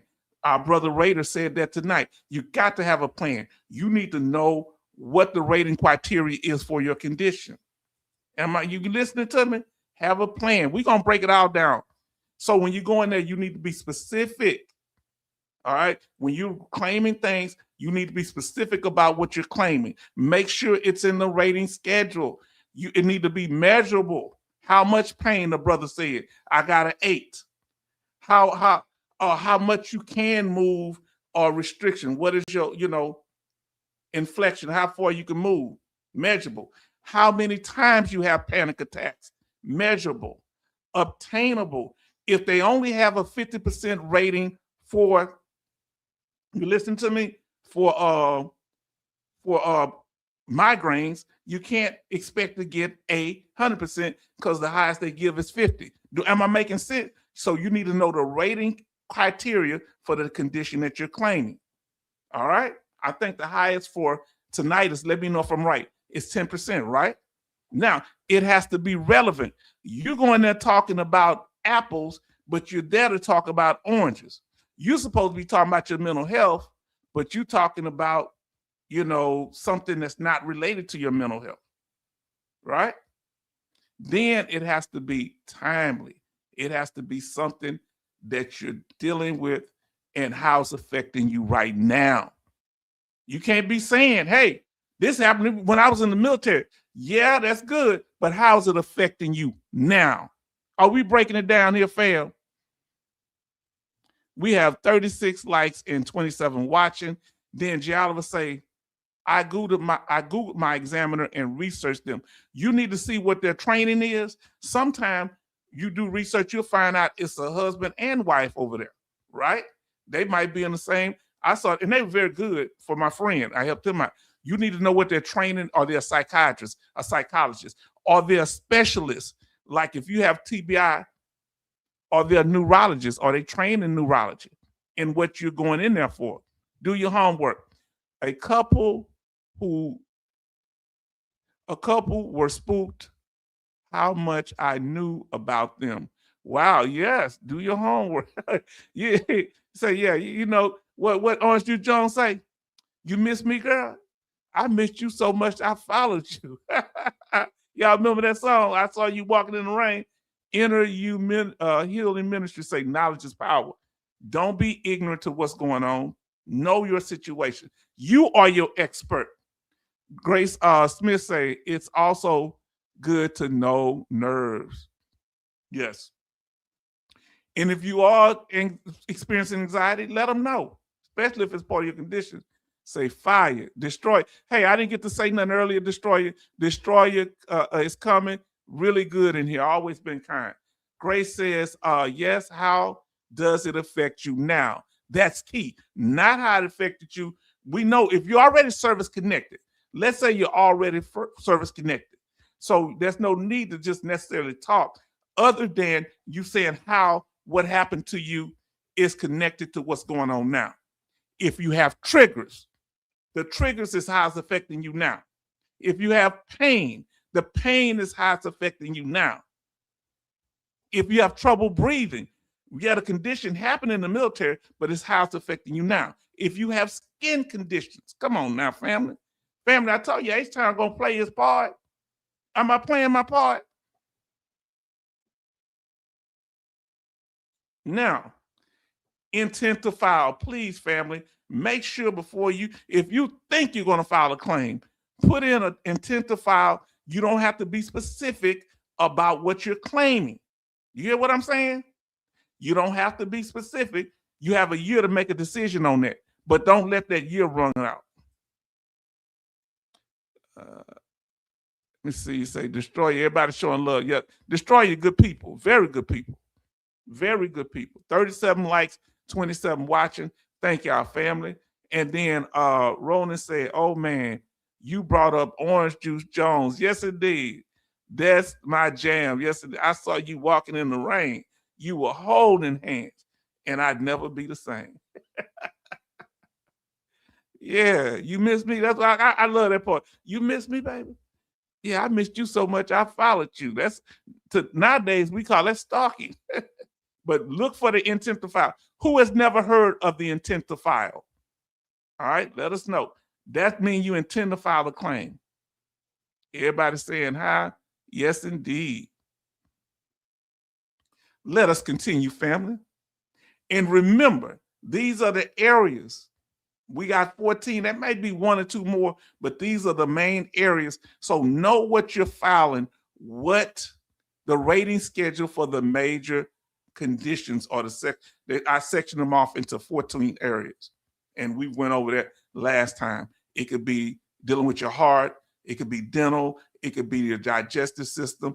It could be your endocrine system, dealing with, hormonal glands. It could be with female reproductive situations, male reproductive situations. It could be with mental health disorders, muscles or your skeleton issues, the system. It could be with your nervous system, especially with chemicals. It could also be with number 10, nutritional deficiencies. Whoever filed a claim, who knew that you could file a claim for nutritional deficiencies? Who didn't know that? If you knew that, put a Y in the chat. If you didn't know that, put an N in the chat. Respiratory system, dealing with COPD, things like that. Number 12, things you can't smell, taste, your 5 senses. Smell, taste, sight, hearing, and touch. Did you hear me? And then number 13, the skin conditions. Who knew? I didn't know that. I'm going to be honest with you. H-Town didn't know that nutrition deficiencies, you can file claims. Put an N in the chat if you didn't know. Put a Y in the chat if you did. I didn't know that before I researched this. Now, I ain't going to pretend. And then number 14, immune disorders and infectious disease, especially if you got something like hepatitis or something like that, or while you in the military or you were violated and contracted a STD or something like that. Now, Grace said no, she didn't know. Betty didn't know. Charleston didn't know. Benny didn't know. Now, Jay Oliver did. Let us know. Did iron deficiency? Oh, so you've experienced it. H-Town didn't know. Wow, speaking to myself in the third person. Please don't report me. MG Smith didn't know. And keep saying whether you knew or not. You see how thorough we are, fam? Now, mental health is an example. You need to know what's going on if there's update to the rating criterion. Okay, they just changed it this year. I think they either got rid of or getting rid of the 0% rating for mental health. There's only going to be 100, 70, 50, 30, and 10. All right, I had a 0. I've had 30, but I never was 30. They just gave it to me the next day. They changed it to 50. I had 50, 70, and I've had 100. Well, I got that now. Okay. Now, H-Town, you'll have to put us on that. Yes, indeed. Now, put us on what? Put y'all on what? Let me know, because I say so many things I forgot. Now, yes, iron and ashy skin. Didn't know about ashy skin. Did not know that. Why you bring up STDs? Oh, Lord. Now, I'm just saying, because that's something people get. Let me ask this here. If you got it just an STD because you was out there buck wild, can that be service connected? I don't know. We might have to ask Ray to that. I don't know. Bro. It's just because that's one of them. AIDS is one of the infectious disease. Nutrition deficiency. Oh, H-Town, why did you have to put us on there? Yeah, I don't know. I'm just saying, it just came up. Now, mental health. And you need to know if you want, not just update, what are you trying to do? Where are you at right now? See, look at the 3 choices. Are you trying to file for service connection? Put a C in the chat for, put the word connection or C in the chat. If you're trying to get an increase, put I in the chat or the word increase. If you're fighting for an appeal right now, put the word appeal or A in the chat. Let us know. I'm listening to it now. That's outro is fire. Okay. Oh, that Orange Juice Jones. Yeah. Now I say, Jay Oliver say, yes, you can, because it's not will for STD. Yeah, because if it's something that you didn't get of your own recklessness, no, if you've been violated or something like that. Okay, now it's making sense. Okay, C. Okay, C. You go. So we got Benny's trying to get service connected for something. What are y'all trying to do? Service connection, get that money up, an increase, or the appeal with the little sledgehammer. Let us know which three you're trying to do. If you're trying to do all of them. Then we got our brother disabled Ronan says he's trying to get connected for something. Okay. So you need to know what you're trying to do. That's why he said you have to be prepared. You know, we were saying that. And Betty Bob say 39 likes, 25 watching. Second two. Ah, yes, secondary two. Oh, thank you for reminding me.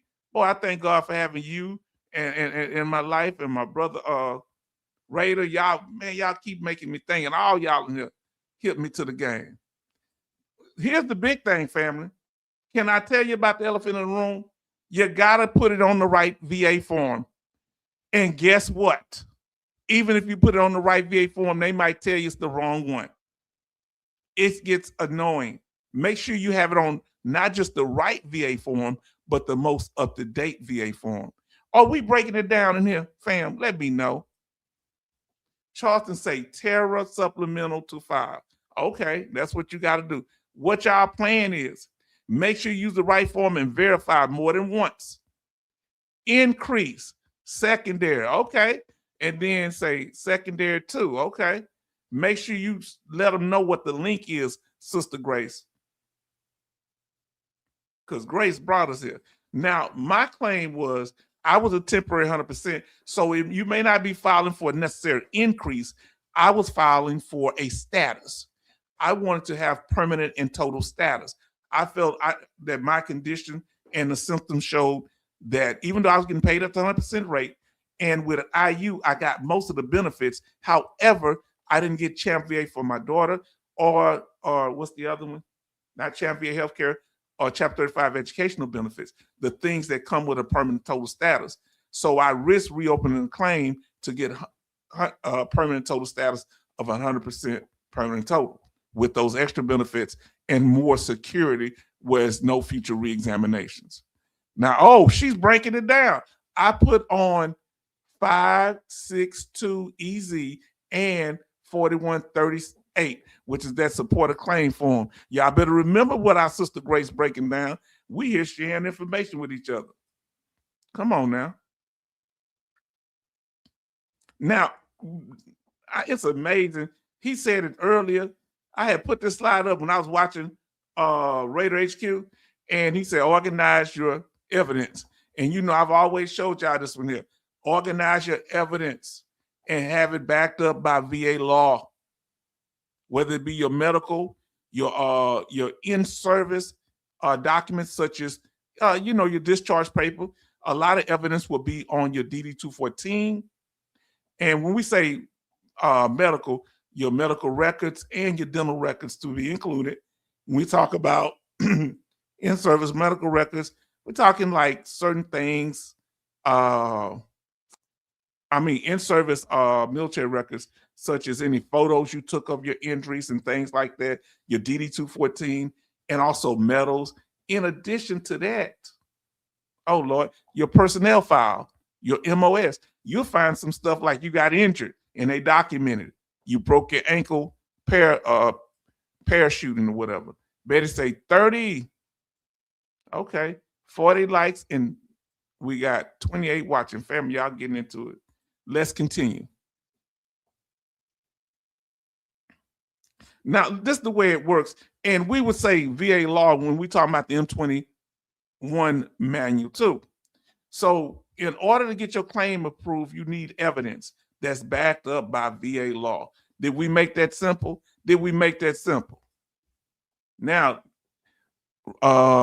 disabled Ronan says, I went to the VA and got a Terra exam done, told them everything I was exposed to, and where it was. So it's important to tell them what you was exposed to. If you can get the chemicals names and other things, let them know what it is and where you were at the time to the best of your ability. And if you have a documentation that's in your records, especially your personnel file of your locations, that's important. And on your DD-214. That update, my ILER, and gave me all the presumptives I can file for. Yes, indeed.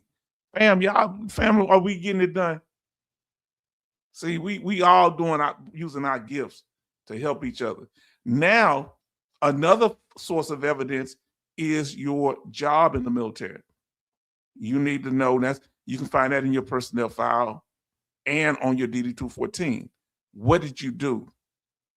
And particularly your MOS, military occupational specialty.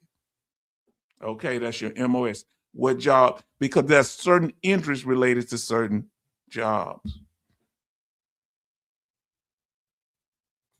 Now, if you're a paratrooper and you're jumping out of planes, you need to know the rating criteria in the law that backs it up. For if you get your ankle injured, you need to know the ratings for that. You need to know the ratings. They only have two for ankle injuries, either 10% or for moderate, and marked, meaning the most severe, is 20%. And they measure it based on limitations of range of motion, limitation of motion of your ankle. The less you're able to move it, the more severe your condition is considered to be. So you need to know for every condition you have how that works, okay? Now, are you going to do it yourself? You're going to get an accredited claim agent, accredited lawyer, unaccredited lawyer. Are you going to use a VSO, veteran service officer, state or county government, unaccredited claims agent? Put in the numbers that you've used. Which ones have you used? Let us know. I've used veteran VSO. You can put VSO for, say, 20 years. Wow, 20 years. I've used the VSO, and that's pretty much it. That's pretty much what I use. VSO, veteran service officer. Oh, all myself. So that'll be number 7. You can put the number. So like, since I did a VSO, I'll just put a number 4 in there. All right. And you're one of the few people I hear that does it himself. Remember, Army George did it himself too. H-Town did it himself using the VSO. 20 years. Wow. Let us know, family, how you did it. All right. Unaccredited claim consultant. Some people tell us that that's what they use too. So you can use a accredited claims agent, number 1. You can use number 2, accredited lawyers. Number 3, unaccredited lawyers. Number 4, veteran service officers like the American Legion, the DAV, and that's what our sister Grace used. Grace Smith used the DAV. Or you can use state or county governments. Some VSOs fall under that.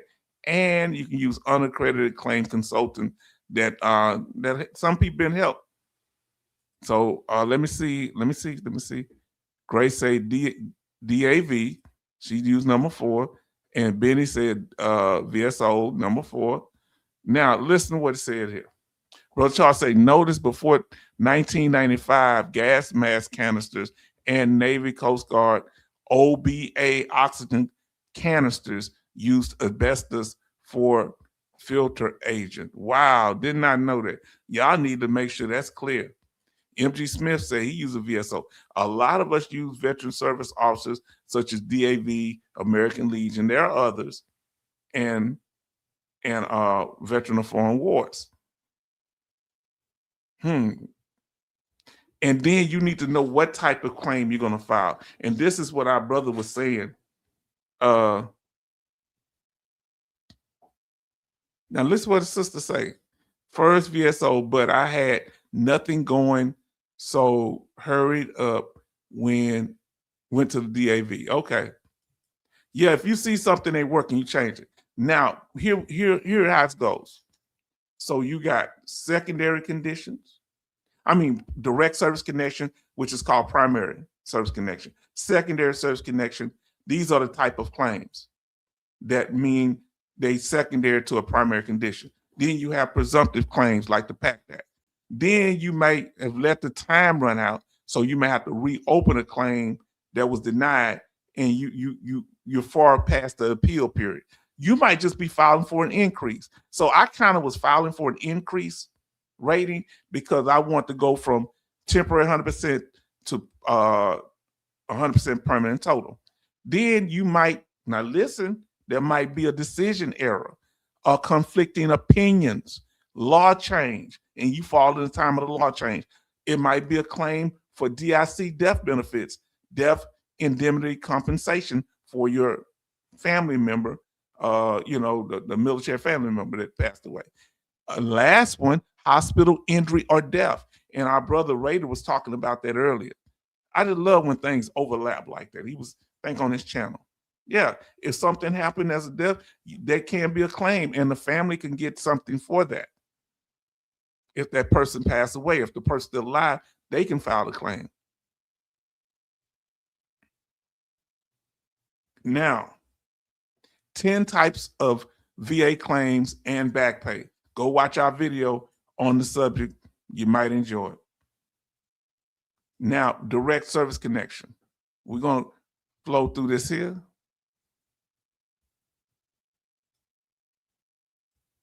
So direct service connection, you injured yourself in the military. We use an example. We're going to kind of go back and forth, but we're going to use that example of a paratrooper that injured their leg while in the MOS of jumping out of airplanes. That's direct service connection. It's conducted, and sometimes you get treated in the military or out, but it results from an injury in service. Then you have secondary service connection. Follow me here, and I know we pretty much kind of understand it. So let's say you had that ankle injury. So you had the ankle injury that occurred in the military service, but it causes you to be depressed because you can't work out like you used to. You may gain weight. You may start favoring your other leg. That could be a secondary from the injury, favoring the other leg, and it start hurting because you're taking weight off the other. But if it caused you to be depressed, that would be a secondary condition that you can claim, but you got to tell them you want to claim it. You can't assume that they're going to make that connection. Oh, they got depression. They diagnosed with it. You got to tell them, you got to put in your paperwork that it came from depression as a result of your ankle injury. So the depression or anything like that would be secondary, any secondary conditions. Now, presumptive service connection, it's still connected to service, but if you were in a certain place at a certain time, it's assumed that you had the condition. So VA will automatically believe that certain disabilities were caused by military service. That's presumptive if you were in a certain place at a certain time. Like the PACT Act exposure. Whoever filed on the PACT Act, put PAC in the Put PAC Act or PACT in the thing. You can put PT, PACT, PA for PACT Act. And this is H-Town's. I come up with my own, and I got video. I go through the whole claims process from start to finish. H-Town do this. From start, you got to focus on what you want to do, the evidence you gather, law that backs up your evidence, submit your claim, knowing when you submit it, what you're looking for. 3 things. Either you want a diagnosis, you're trying to get a connection to service called a nexus, or you're trying to get a measure of severity. You might be trying to get all 3. Then you got to go to the exam. Then you should request an update. Then if the claim is denied, you should make sure you apply your appeal within a year. And hopefully your claim gets approved. You see how H-Town does all this little crazy stuff? Okay, so 3 things I want you to focus on. You can be direct, secondary service connection. 3 things, A, B, and C. You need to focus on what I call the disabled veteran checklist. Our brother calls it elements because he's dealing with it from the Raiders perspective. But I want you as a veteran who has been injured in the military to look at it on this end. All right. So now, disabled veteran checklist. One, you're going to need a medically diagnosed illness, some documentation. Now, you can, with the symptoms, I asked Brother Rader that 2 days ago, and he said, yeah, you can get it with the symptoms. You could probably get it, but do your best to get a diagnosis. So now we're talking about ankle injury, so we want to do it with ankle injuries. Then, once you're diagnosed with an ankle injury, you need to connect that to service. That's called the nexus. Service connected, that you got injured while you were jumping out of airplanes or jumping off the back of a truck in the military, or you was on a ship and you twisted your ankle. Yes, these are the things. I ain't saying it's a good thing. Now, last thing, there must be a measure of severity. If it doesn't affect you really your daily function of life, you're going to get a 0% rating. And if it's real severe, with this ankle injury, it's going up to 20%. But if it was PTSD, it would be higher than that. Now, let's see what our sister say she was. So, ATSU GI Japan, if you were stationed at is that Okinawa? No, I can't say that. I can't say these things. YOKOSUKA Japan on ship and travel to airbase in ATSUGI. How would that play in? If you're doing military service and you can prove that you were in that location at that time while you were either stationed there or TDY while you was there, TDY. And then it say, Grace, when were you there? She said 84 to 86. And you need to see if that's the day. We talked about those forever chemicals. We talked about that over there. Now, you need to find out, did they go back that far in the evidence? There's a new addendum for that. Raider did a video on it, Grace. Do you know the name of the video that he did on it, brother? Disabled Ronin. So, family, we get into this thing, aren't we? Now, once you got that, you got to understand something. You get your diagnosis. What's the diagnosis? A recognized injury or condition. This is the best way to do it. Then you go into what? So you got that. There you go. You got that. The ankle injury is diagnosed by a doctor or medical professional in that area. Number two, your nexus. Condition, injury, connect injury to military service. That's your nexus, connection. All right. So you do that by saying what? I was a paratrooper. I injured. It's in my personnel file. I went to the hospital, the military hospital, and there's evidence, and I was stationed here when it happened. That's the connection, if you can get those records. Number three, the severity level, the measure of severity. This is critical. How does injury affect your ability to function? Now, that could be functioning in a work environment or functioning in daily life, fam. Did you hear what I said? And severity could be small, and if it's minor, that would be a 0% rating or a 10%, depending on what the condition is. Severity can be. So the lower the severity, tend to be the less money you get. The higher severity, the more compensation you receive. Now let's see. Let me check. I'll link it as soon as I find it. Okay, yeah, do that. Now let's see.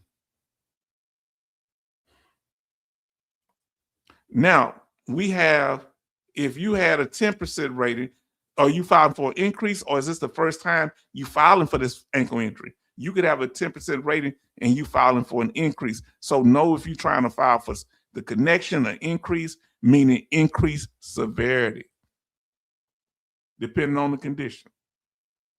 Number two, review claim file. Know everything that's in your claim file, family. You need to get familiar with it, especially the things that affect the conditions that you do. Your claim history, and that's that FOIA request. Don't be listening to Lieutenant Dan talk about junk disabilities. If they will service connect you for it, it's under the rating schedule. You file if you believe you have that condition, have evidence. So you might not be filing for one condition. Right now, it's the ankle condition, but you might also be filing as an overall condition for permanent total status, MST.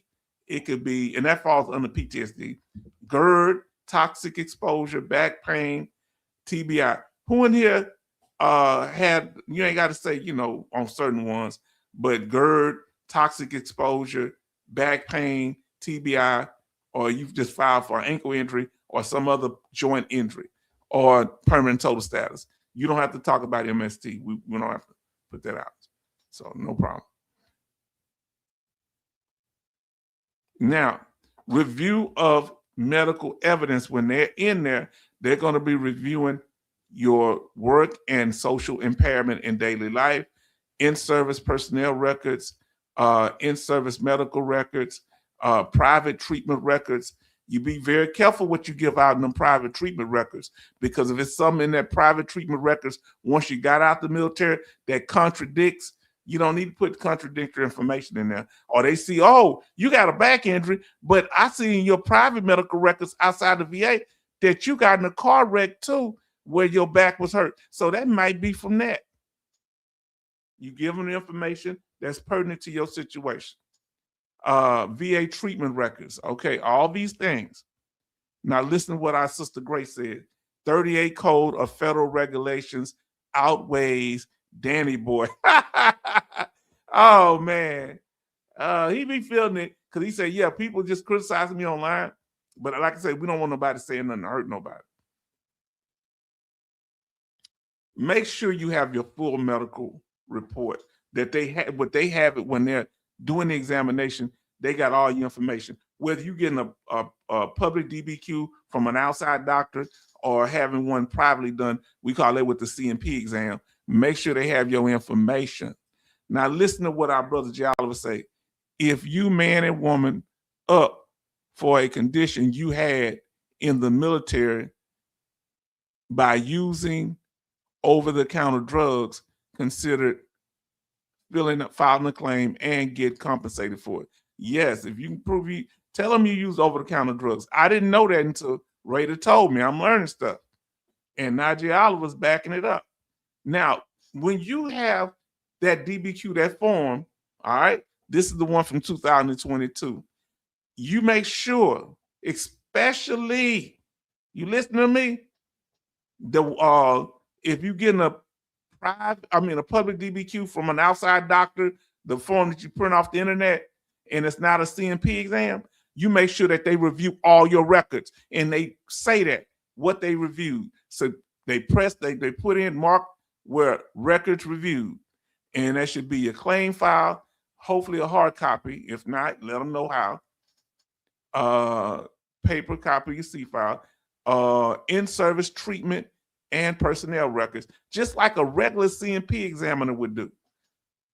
VA hospital treatment records, VA problems list and medications list, and private treatment records. Yes, indeed. You wanted to mimic what they're doing. Number 3, present clinical evidence. This is a do. Now, when you present clinical evidence, what is clinical evidence? Medical evidence. What is clinical evidence? Medical evidence. She's cute. Now, so that could be so clinical evidence is any medical records or other evidence that support a veteran's disability claim. Y'all free to comment on whatever we're talking about. The evidence can include medical test results, hospital records, and statements from friends and families.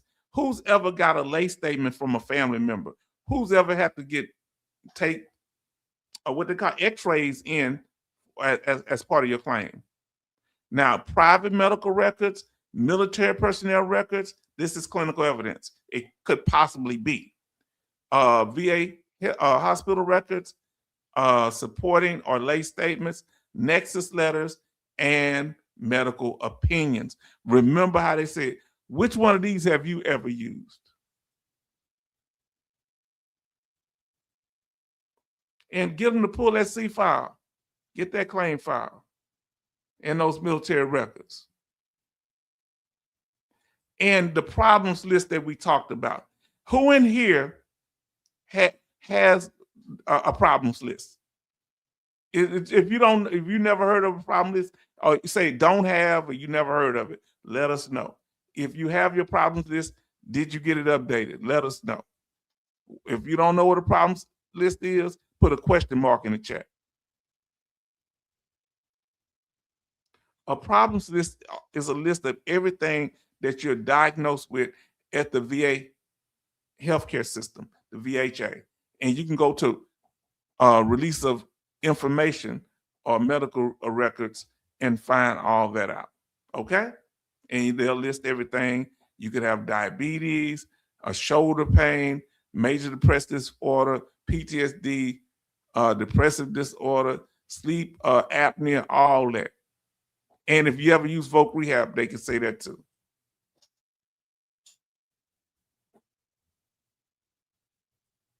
Now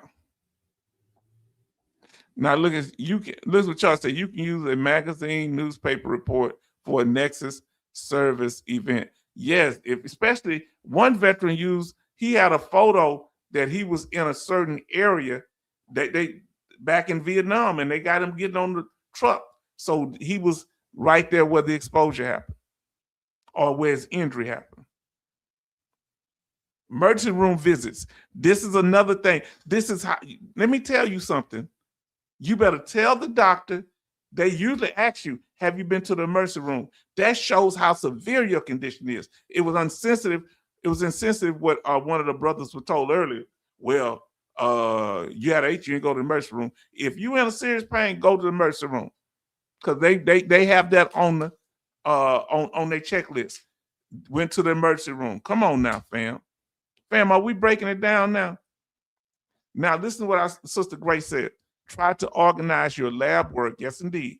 Doctor, date, what lab work like CT, MRIs, medication, it will help tremendously because you want to make it as easy as possible for them. We have 41 likes and 21 watching. Yes, indeed, family. Oh, I'm loving this. We halfway through, family. We're going to get through this thing. Now, remember, I told you be careful with your private medical records. Give them the records that you think is pertinent to your condition, all right? But nothing that could harm you, that they go off to the left, you know. Number 4, understand the examination process. Please, this is another do. So examination is a medical professional's personal observation and evaluation of the claimant. So they see you and they're evaluating what they see. Okay? That could be through a television or in person, right? Telehealth. Now, it can be conducted in person or by means of telehealth. That's what an examination is. It's them checking you out. Because a lot of people get examination and evaluation separately. Evaluation is a comprehensive thing. Yeah, H-Town ain't as dumb as people think he is. So like they take your X-ray and they examining your doing an examination on your foot or on your hearing or your eyes or your mental health. They checking you out. Observation and evaluation. Come on now. Of the medical record stuff. So you got that, you got a vision issue. All right, you got health, you got vision, so they check you out. You go to the appointment, please show up on time. And you know, they're going to use their measurements to check. And this is true for all other kind of conditions. You know, hey, can you see that? Can you see this here? What do you see?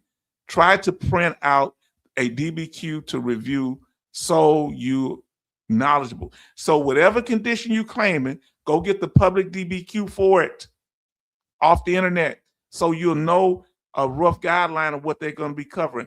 Great statement, my sister. Now, when you're doing the exam, follow the doctor's instructions, do what they tell you to do. If they leave something out, bring it up. All right. So they're gonna have check your memories, you have PTSD, your vision. They're gonna be asking, look at this, and do what they tell you to do. That's what they measure. And you follow the instructions. If you can't see, you can't see it. If you can't remember, you can't remember it. You let them know. Now, 85-01 for ATSUGI, Grace. So Grace, look into that. Go back and look over, write that down. Family, that's what we're here for. Because they're looking for signs and symptoms if it's a direct service connection. Signs and symptoms. Or if it's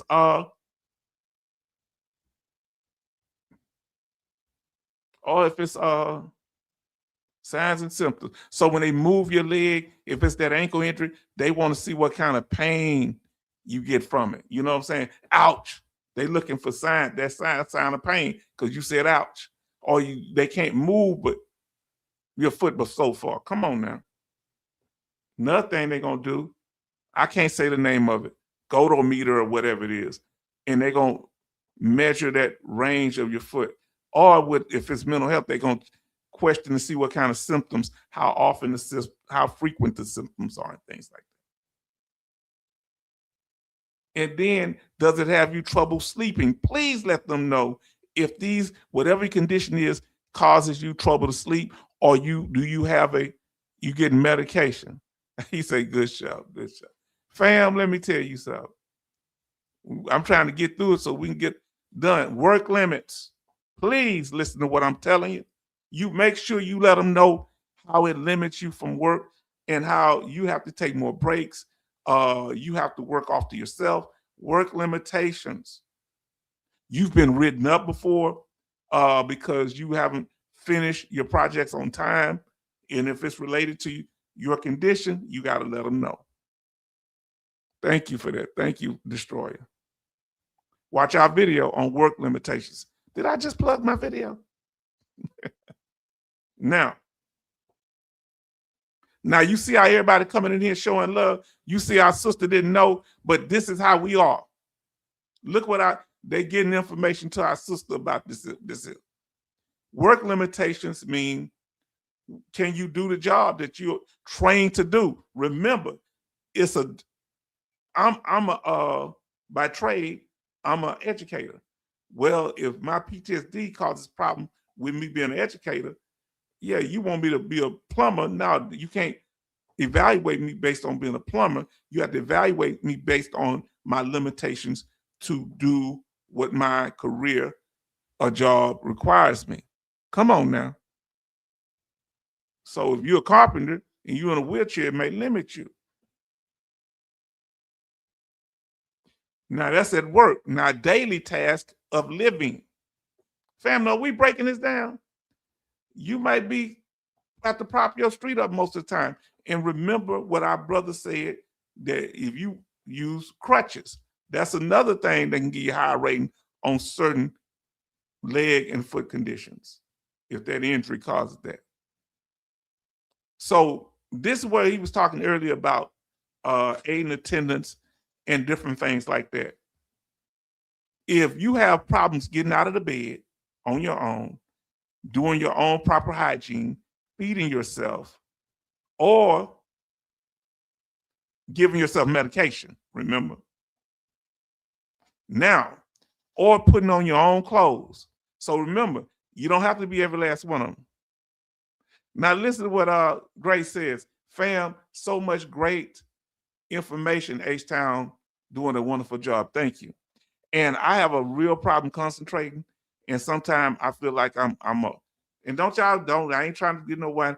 I be feeling like a failure sometimes because sometimes I have to put this stuff down when I can think of it, because sometimes I can't focus. And I just hate that it's like that because, my condition and stuff. But when I remember stuff, I do it. Housebound. meaning you can't really come out your house, okay? I don't think you can get aid and attendance and housebound at the same time. Housebound, you might be restricted to a bed, or you can't come out the house, and you can get it for PTSD too. Remember, they don't like giving it. Can you get? I don't think you can get housebound at the same time. Failure is our greatest teacher. Yeah, my students missed me when I left, but I was about to bop one of my fellow teachers upside the head, and it was time for me to roll out. You know, my students miss me though. I love them. I see them everywhere. I've had my students come here as like working for cable companies. I've seen them at the VA. One girl, she's a nurse, and they'd be so happy to see me. And I'd be happy to see them. So I can't be up there fussing and cussing when I'm at the VA, because they might run, Mr. Thomas. Oh, I said, oh boy, Mr. H-Town. Oh boy. Now here we go. Medical opinion. This is critical. The medical opinion. You want to know what the doctor wrote. What is the medical opinion? Can we talk? Can we talk, family? Medical opinion. Here's the definition. You better be listening to Raider HQ, because he's going to break down. This is what they're looking for as a what do you call it? The rating specialist. Refers to a medical professional statement of finding. So this is physical evidence, statement of findings, whether they think you have the condition or not. Views which may be based on review of claimant's medical records or personal examination of the claimant, or it could be both. Come on now. Come on now. Yeah, failure is our greatest teacher. And like we said, there it is. They want to know, do you have evidence that shows a moderate or a marked based on the measurements, family? Come on now. Now, listen. Now, the whole evaluation is, so we talked about the medical opinion, right? We talked about the examination. The evaluation is all that put together. The exam and the medical opinion together. A comprehensive report. Did you hear what I said? Did H-Town just tie it in? Huh? I can't teach at school no more, but I can come. That's what my friends say. Yeah, you still teaching. I'm tricking them. I'm acting like I'm so promoted. I'm so hyped up about veteran stuff. I'm just glad that I can teach somebody, you know. I tricked y'all. Oh boy. Evaluation. An evaluation is an assessment of the medical evidence, which may involve conducting an examination, providing a medical opinion, or both. Come on, fam. And it could be a lot of reports and different ways of doing it. Make sure you have your personnel file. And if you're a paratrooper, it'll say in there what it is. Now listen, what's the name? Charleston say H-Town like Raider, ready to draw smoke out of in a parking lot. Yeah, I want you to meet me behind the tool shed. Yeah, the guy that made me mad, that fellow teacher, he laughed, and I thought he was focusing on me, laughing about something. And I caught him in that teacher's lounge. You know, they put one door in, one door out. I'm not proud of this, but I asked him, I blocked the door. I didn't mean to block it. I just happened to stay. I said, so what was you laughing about? What you meant by that statement? Oh, he started copping, please. Now, I will share this with my son so he has everything. Family, y'all think we're not breaking it down? Huh? Everybody got their role. We're about 2/3 done, family.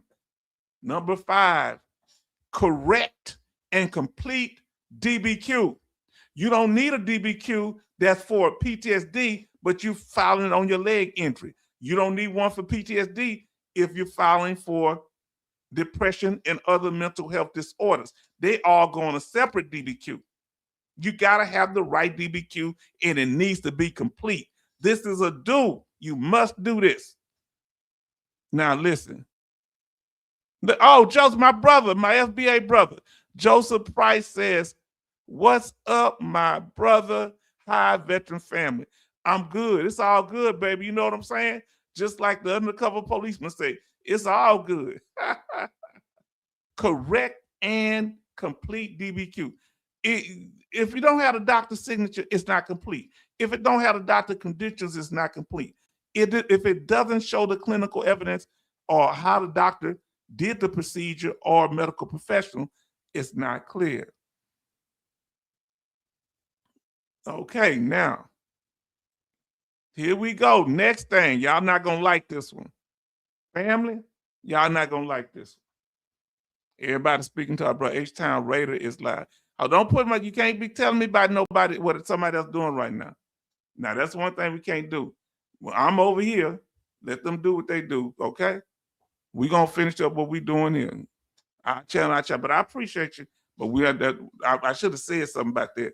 We don't talk about what somebody else doing, because when I'm live, they can do what they want to do. When they live, I do what I want to do. I appreciate them coming over, though. But I understand, sister, no big deal. Now, just saying for the future, family, what somebody else doing, what they eat don't make me fat. But when I leave here, I'm going, yo, you all right. You didn't mean no harm. But I just said it for the group. I should have said something. It's just, and here we go. Now, you all right, so don't you feel bad about nothing, because we're going to keep showing you love. How you feeling right now, sis? That's what I want to know. You ain't told me how you feel right now. What's going on? You condition, you okay? Here's the one that might get y'all. This, you see what's up on the screen? Competency. This is what they say. All right, this is what they say. If you're going to leave, you don't have to mention, just go ahead and leave. Don't tell us where you're going. Don't tell us about nobody else. We just focus on here. If you're leaving, just go ahead. We appreciate it. Just say you're leaving, okay? Now, I'm just getting that straight now. That's why we're going to get to what you call, y'all don't really know that, so we good. Now, here we go. We focus on what we doing here. Now, competency. For VA purposes, a mentally incompetent person is one who is because of injury or disease, lack mental capacity to contract or to manage his or own affairs, including disbursement of funds without limitation. And yeah, y'all don't feel bad, because we so connected, we collaborate a lot. That's cool. Ain't no, don't feel bad about it. So it's gonna be that little confusion. But the whole thing is, when y'all going, just go ahead and roll out. Or if y'all gonna stay. But we doing that way, because I don't want nobody going over there and say, hey, I'm going to H-Town thing. We just keep it like that. Talk about what's over there when we're over there. Now listen, this is a veteran. Is this veteran capable of managing his or her own finances? Now listen. If they say yes, you good. If they say no, don't you get stressed out. You hear what I said? And what tripped me out, Raider came over here and he has to plan for his. I should have fussed at him. But that's how much we touch each other. You understand? But yeah, do what you do. And I'll be over there sooner or later anyway. So don't worry about it. Now listen to what our brother say. Our sister say, thank you for asking, H-Town. I'm writing everything down. What you are saying, I'm still here. Still, you done until you're done. Yeah. Yeah, if you gotta go, because I don't mind you going over there, because that's good information. But let's not, we don't want to, because people, I'm going, oh, I'm coming back. We don't want, I love everything what we doing. Look at here. Chevy says, dropping nuggets. Look, I'm dropping these gems. I just want you to pick them up. Huh? Come on. Chevy in the house. Come on now. We putting it right in your face. Now, here's the problem. I mean, here's what you don't stress out about. If they propose to put a fiduciary, so let's say you're seeing a doctor for mental health or for some other reason, puts checks number 7, competency, and says, no, you're not able to handle it. Then you need to, they most likely gonna give you your funds while they're making decisions, but they're gonna hold your back pay. That's what they usually do. But you go to your social worker at the VA or other doctors that see you on a constant basis and have them write a statement on whether or not they feel you can handle your finances. We had to deal with that, a brother that I helped, and I knew he was going, yes, they're going to put, oh, look, she right on top of it. Howdy. Look at our sister. All y'all on top of it. Yeah, and don't y'all feel bad about stuff? We just got to talk about it. It helps other people because sometimes I make mistakes. So we good. Now, we just want to make sure everybody good. Yes, they will put a fiduciary on that. They will put a fiduciary over you. A VA fiduciary program, if they feel like you can't manage your money, if they check that box, or you competency. So, yes, indeed. Sometimes you fiduciary, yes, indeed. H-Town, I'm here so you won't give my job away. I'm not giving your job away.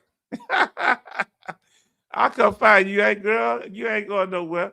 God bless you, and make sure you stay in touch with your husband while you going through this, so you'll know you all right. Okay?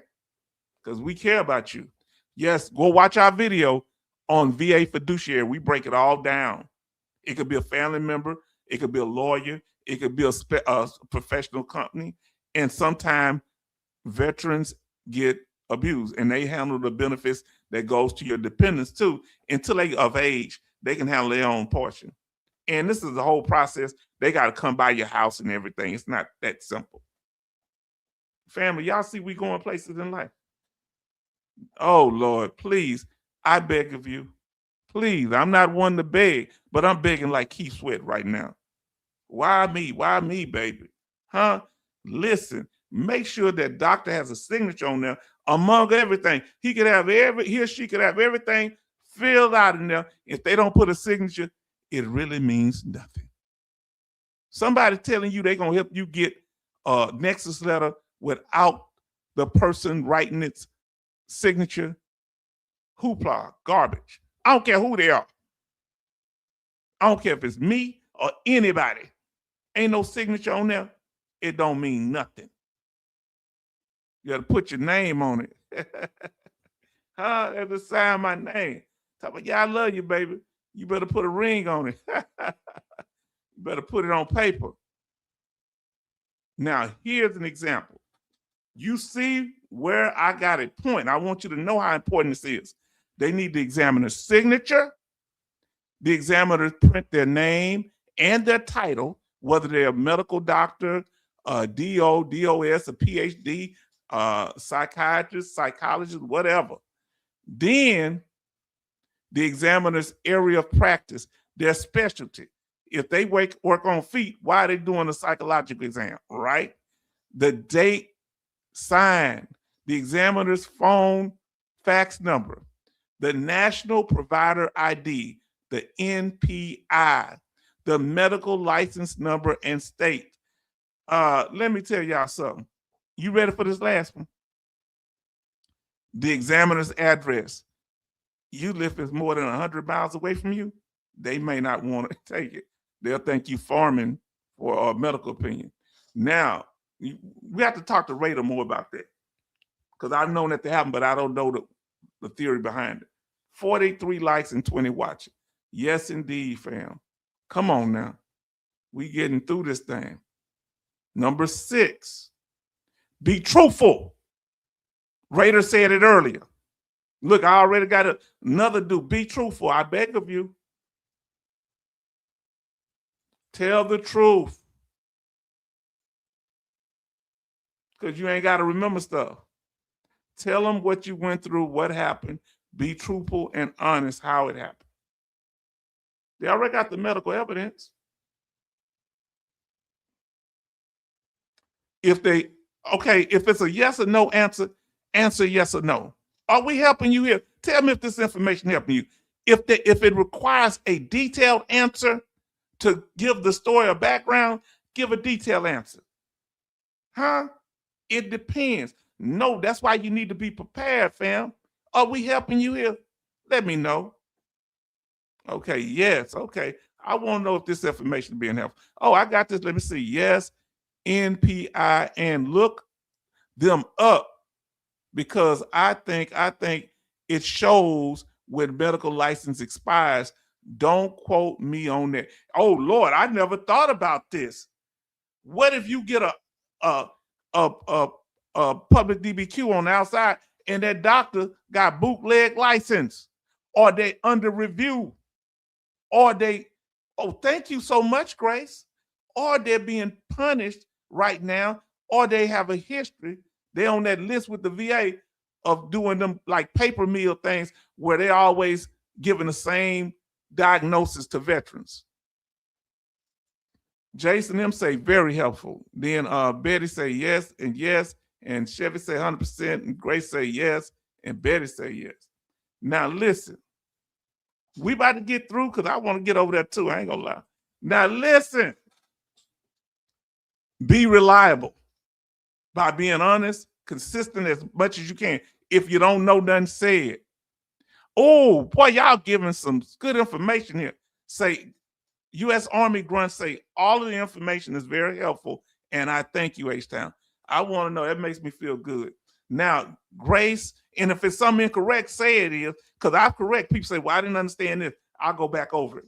Grace says, stay bored, look up. Please look it up. And when you get a chance, let us know how to do that. Where can we find that, sister? Then, yes, there is an expiration date on NPI, National Provider ID. Now, here goes another thing. This is one time that you got to be reliable based on your evidence. This is one time being a combat veteran does play a role. Okay?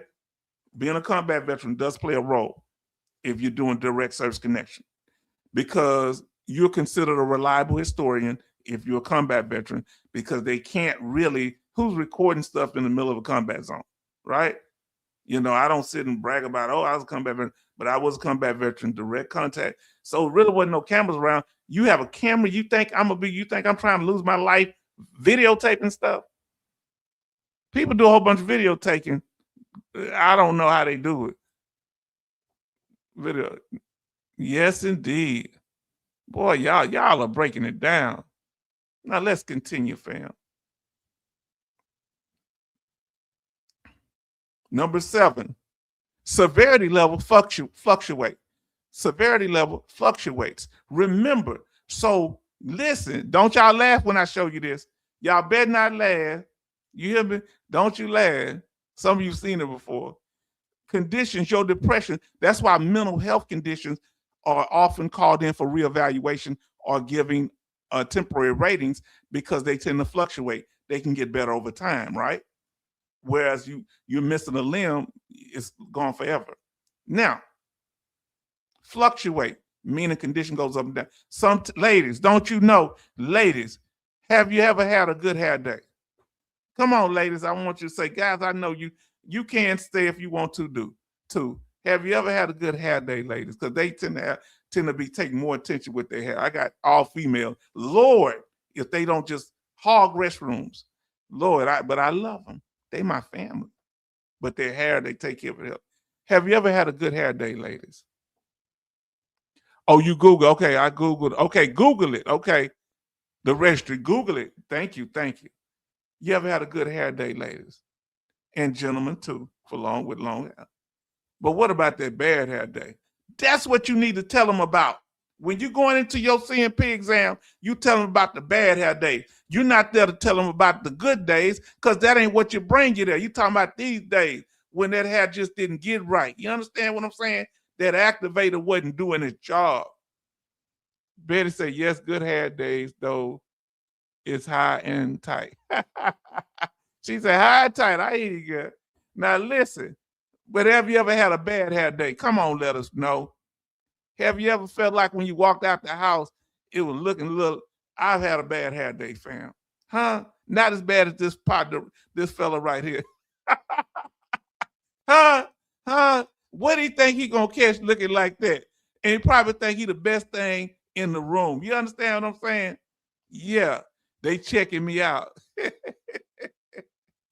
Oh, Lord. Oh, you talking about them bad hair days. That's what you're not telling that CMP exam. It's like going to mechanic. I mentioned it earlier. When you go in and Raider, he said, that's a great analogy. Oh, boy, I was eating that up. Yeah, indeed. He said, that's a great analogy. When you go to a mechanic, you there to tell the mechanic what's wrong with your car, not what's right with it. Why would you waste your time well, my tires are good, my suspension is good. No, I have this symptoms on my vehicle. It's shaking, or it gets hot, or I can't start it. You tell them the problem, not what's good. But guess what? I got some brand new rims on it. That's not what you're there for. Tell me if I'm making sense. Now listen, 66 say, well, as a male with gray hair now, my good hair days are far behind me. Yeah, I'm losing a lot on my top, and I got gray hair too. These grays don't they want to do. They do what they want to do. Now listen, Jay Oliver says 2 to 3 hours of sleep a night for most nights. So what you tell him is about those bad nights, and it's for most nights. You're not there to talk about the few good nights that you get sleep. Okay? You there to tell them what's wrong because you only have but a certain amount of time. Now, Grace said, H-Town and the fam, I'm signing off. Much love. Great analog. Yes. See, that's just good. Just sign off. That's how you do it. Good evening, Grace. Say, I'll chop it up, mine off. I'll chop mine off. You say, forget that. See, that's how you do it. Just say good night. That's all y'all got to do. And then Jay Oliver says, good night, Grace. That's how we do it.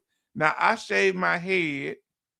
You know it gets windy on the yacht. I know on that yacht you be on. And then good night, sister.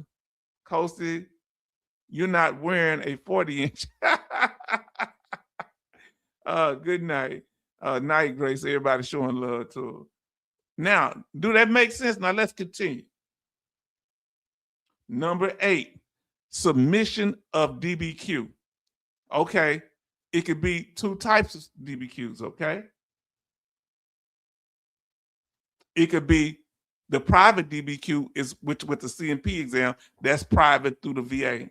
Or it could be the public DBQ where you print it off the internet and you go in, bam, and you get a doctor, outside doctor, professional completed with all your medical records, of course. Come on now. And when y'all get a chance, make sure y'all come and see this, all of it. Now listen, they're both supposed to be given the same weight. Here's the list here, the public DBQ questionnaires. I snapped this off of the website of the VA. A public DBQ that you get done by an outside doctor should be given the same weight as a CMP exam DBQ. Sometimes they don't do it, but you need to be on top of it.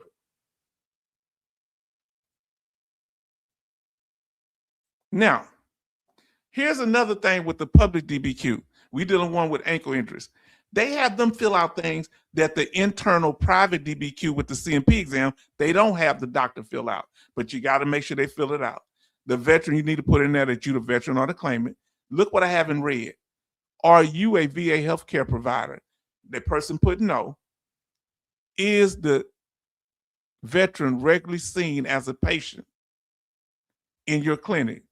You say yes or no, but they don't ask the CMP doctor that, right? The next thing they ask, was the veteran examined in person? Yes, indeed. And that's another thing dealing with like range of motion. That's why it's important, even though they can do it on video if it's with the VA, if you do a public DBQ, be careful of that. Now, number 9, this is the last one on the dues. Get copies of exam. Please, I beg you, once you get your exam, get copies. That'll help you if you have to appeal it. That'll help you if you feel like they underrated you, because that's what raters say they making. Oh, boy. Y'all something else. That's that Navy talk. I don't be knowing what y'all say at that time. Get a copy of the exam. Make sure you have copies and you go over them and check and see if when you get your rating decision, is it the same? Next. Plenty copies. Some digital, some paper. Because you need that. Smash that like button if this information has been informative. Now we're going to go over the don'ts. We're going to go over them real quickly. Number 1, be present to the exam. That's a no-brainer, right? Please be present because you may not give it another one. Consequences ahead. you may not get another one at all, or it may be 2 or 3 years, and it may be outside your appeal period, or if you're appealing. We got 43 likes up in here. Come on now, family. Family, we doing this thing. If you you might get denied because you didn't show up. Your claim might be denied. It might affect your effective date because you didn't show up. You may have to reopen the claim, and all that back pay money that accumulated and built up might not be there. You got to show up to the appointment, and it may restart your effective date, and you might lose hundreds of thousands of dollars. Be careful. Show up. That's why you don't trust them to just send it to you. You need to make sure you verify and call up there and see the doctor and call them and make sure what the time is. Tell them get something right. I go up there and check. I used to go up there and check ahead of time. Number two, don't miss it. Don't be late to it. Family, we putting this information out tonight. Don't be late to the appointment because they don't have a certain amount of time, and they might say, we can't see you because you were late. I got another patient to see after you.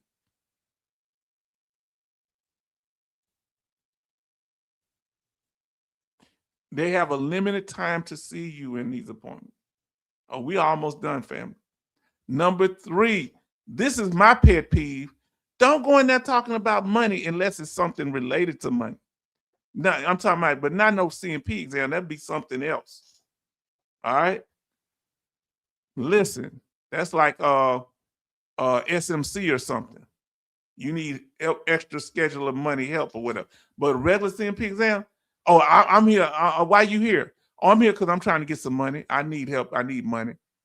That ain't got nothing to do with your condition. You going there, you focus on treatment and getting help, not the money. They're not there to talk about money. They talk about your treatment. Number four, please don't self-diagnose yourself. Yeah, doctor, I have anxiety disorder, and you just making up. I looked through on the internet. Google is your friend, doc, and I found out that I have, what they call it, COPD or whatever. Come on, don't self-diagnose. That's another don't. You don't be in there treating yourself. Yeah, I know what's wrong, doc. You telling the doctor more than what they do. Tell them what the symptoms are. That's all. Travel light. Number 5. Even though, like say, I was talking to Raider, and I said, hey, I got, I had a bone to pick with you. Because I think you can bring one paper, but I want to clarify with him if the paper is related to your evidence. You shouldn't bring nothing that ain't part of the evidence packet. So that he was right on that. And I didn't know what he was saying. What I said wrong, it was getting close to not being right, because I want to correct that. Because that's why, man, I'm so glad we got somebody like him around. And I got y'all who keep me in line too. Y'all done it a couple of times. Make travel light. I brought in 2 patients, say, doc, can you look at this? And when I took it into my CMP exam, and I said, yeah, my doctor said my condition most likely continue the rest of my life. He looked at the paper and say, oh, I went to medical school with him and his wife. So even though the evidence was there, the fact that was show more validity, right? That he trusts what the doctor said because he know him. They know each other now. That helped. I didn't know he knew that doctor. That's a blessing. What if he knew him in a bad way? And so I took in paper like that, showing the evidence and the law that goes with it. And I just gave him a simple paper. And you can give a list of your medications if you think anything you want to highlight that's simple, not a whole bunch of documentation. You might want to take a list of your medicines or take them in, but list and talk about the side effects. You can get compensated for the side effects. Unfortunately, I haven't done a video on this. I need to do one.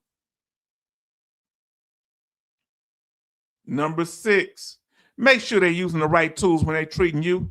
Make sure they cover every part. If they haven't asked you about not being able to sleep, if it's a mental health exam, if they doing a test on you and they doing it wrong, or they didn't even measure your inflection or range of motion, that's a problem if you have an ankle injury, because that's what they're supposed to be doing. Make sure they're using the right tool. That's a don't. Don't go along. Document that. Right way, range of motion measurement.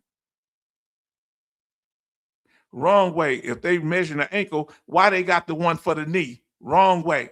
Are you feeling me? That goes for mental health too. You talking about mental health, they ask you, can you swim? That ain't got nothing to do with mental health necessarily. Wrong way. They doing it on the wrong arm. Huh? Come on now, fam. Now, wrong way, I did say telehealth, but I remember, I think somebody said, it might have been Raider, that they got one measurement over the over telehealth. But here's the trick. Remember what I just read. Did they do the examination in person or for the public DBQ, the one you get done outside? They're going to be more suspicious, I believe, if you got it done outside.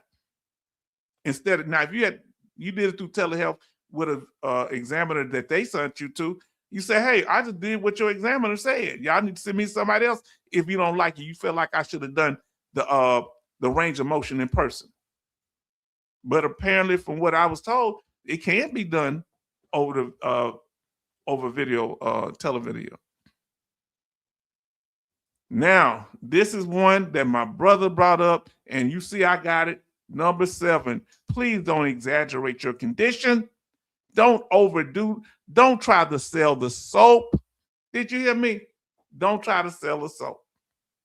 Number 7. We call that, they'll put it, that's a diagnosis, malingering. All right? And you don't want that to happen. All right? But exaggerating your disorder, like you're acting, you're putting on a show. Playing dead. You said, cat, hey, that cute cat, look at it. Oh, please, this is another one. Another don't. Don't go in there acting like you the center of attention. I don't take no medication. Well, you don't need to go if you want to talk about what you don't do. What if I tell him I don't take my medication? What if I tell him, I don't care about this? What if I tell him I don't think I feel that bad? What you there for then? Watch what's coming out your mouth. Don't harm yourself. Just now, the trap, the don't. Watch out for the medical traps. Don't fall for the medical traps. When you get in that examination room, they might trap you with what they say. They might try to get you to contradict yourself in that examination room. Also, watch their tricks. Hey, you know what? You said you got an ankle problem. Get up on this medical bed and jump off and see if it hurts you. Don't do nothing crazy like that. They asked my friend to do that. He had an ankle injury, and he said, he told that doctor, if I'm in a serious pain after this, what you gonna do about it? He said, don't worry about it. He thought some people, every doctor is not on the up and up. Number 9, report incomplete exam. If that exam was incomplete, that doctor didn't ask you, he didn't do the right measurements, he or she, you need to report that and document it and file a complaint. Now, I kind of waited until after. I got to be honest with you. I wait till after I see whether I got approved or not. Some say go ahead and file it then. Now, my final thoughts. My final thoughts are always get an update. Okay. And then on top of that, make sure you get approved, you cool. Make sure you got the rating that you feel the evidence reflect. That's why you want a copy of the DBQ showing how bad it is and compare that to the criteria, the rating criteria. Now, if you get a claim deferred, they should list why it's deferred, and they may approve some of the disabilities, but not all. They need more time or more evidence. Some of them they could do right quick. They'll defer some and approve some in the same claim.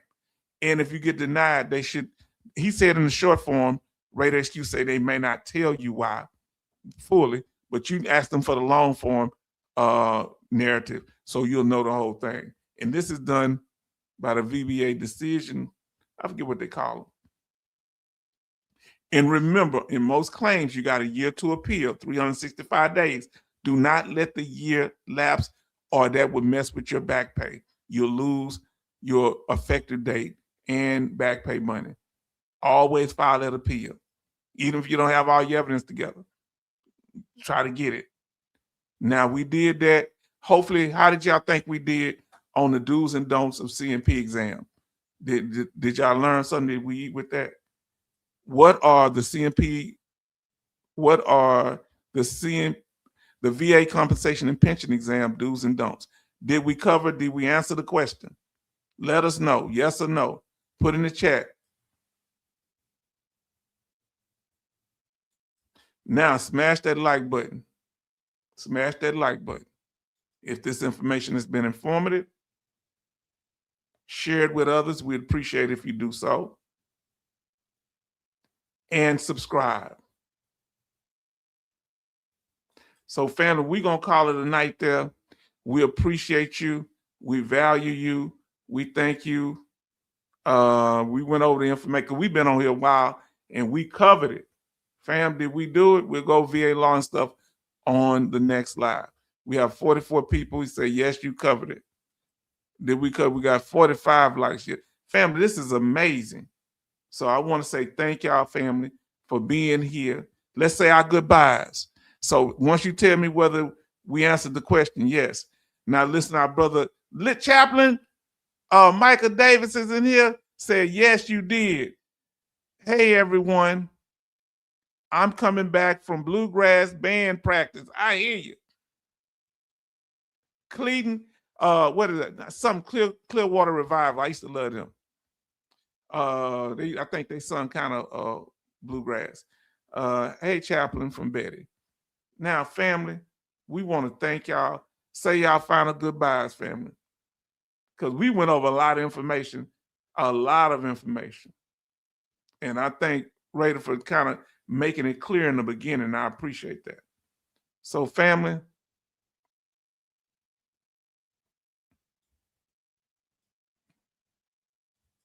so let's say our final goodbyes. The Destroyer is coming, says, peace, great show, H-Town. Yes, indeed. Anybody else, any final statements, family, let us know. I'm good, because we're under 3 hours. I'm good with this. You ain't got to talk long when you're doing it right. H-Town, good night and have a beautiful weekend. I'm going to clip that so y'all go over there and watch. I'm going to put it in the chat, the link to his live stream to our brother Raider HQ. So thank y'all, because he did it for me. And thank y'all. What's the name? My brother say good night, family. And I appreciate y'all, family. Come on, y'all been doing this good. Oh, man. Give me a second. Yes, indeed. I'm about to clip this on there. I'm about to give me a second. How you do that? I'm gonna share. I'm gonna share this here with y'all, just like he did with me, fam. I just put it in. I'm putting it in the chat. Go over there. See that? Go to the link right there. Go over there and Giala say good night. Great show. Charlton say night, family. And to Betty, not to Betty Bobs, to Bionic Woman, to Dogface Soldier, to Jordan 11 Bravo, to Alaskan Ice. We love y'all and thank y'all. They always be contacting me in the back and donating. Good night. And then Betty Bobs say good night, Coasty. Good night, everyone. Enjoy the rest of your week. We may not be on here on Thursday. I don't know yet. Joseph say, don't get too friendly with them either. Oh boy, yeah. Now, yeah. Oh, when you in that CMP exam, don't get too friendly with them. Joseph told me about that when he went through his. Don't get friendly with them CMP examiners. So, family, thank y'all. Like I said, a link to Radar HQ's live stream is right there. And if you're watching this recorded, go over there on YouTube and watch him. It'll be incredible. And I want to say, family, thank y'all. Great point, our brother, for being there. And we're going to see y'all on the next one. Good night, fam.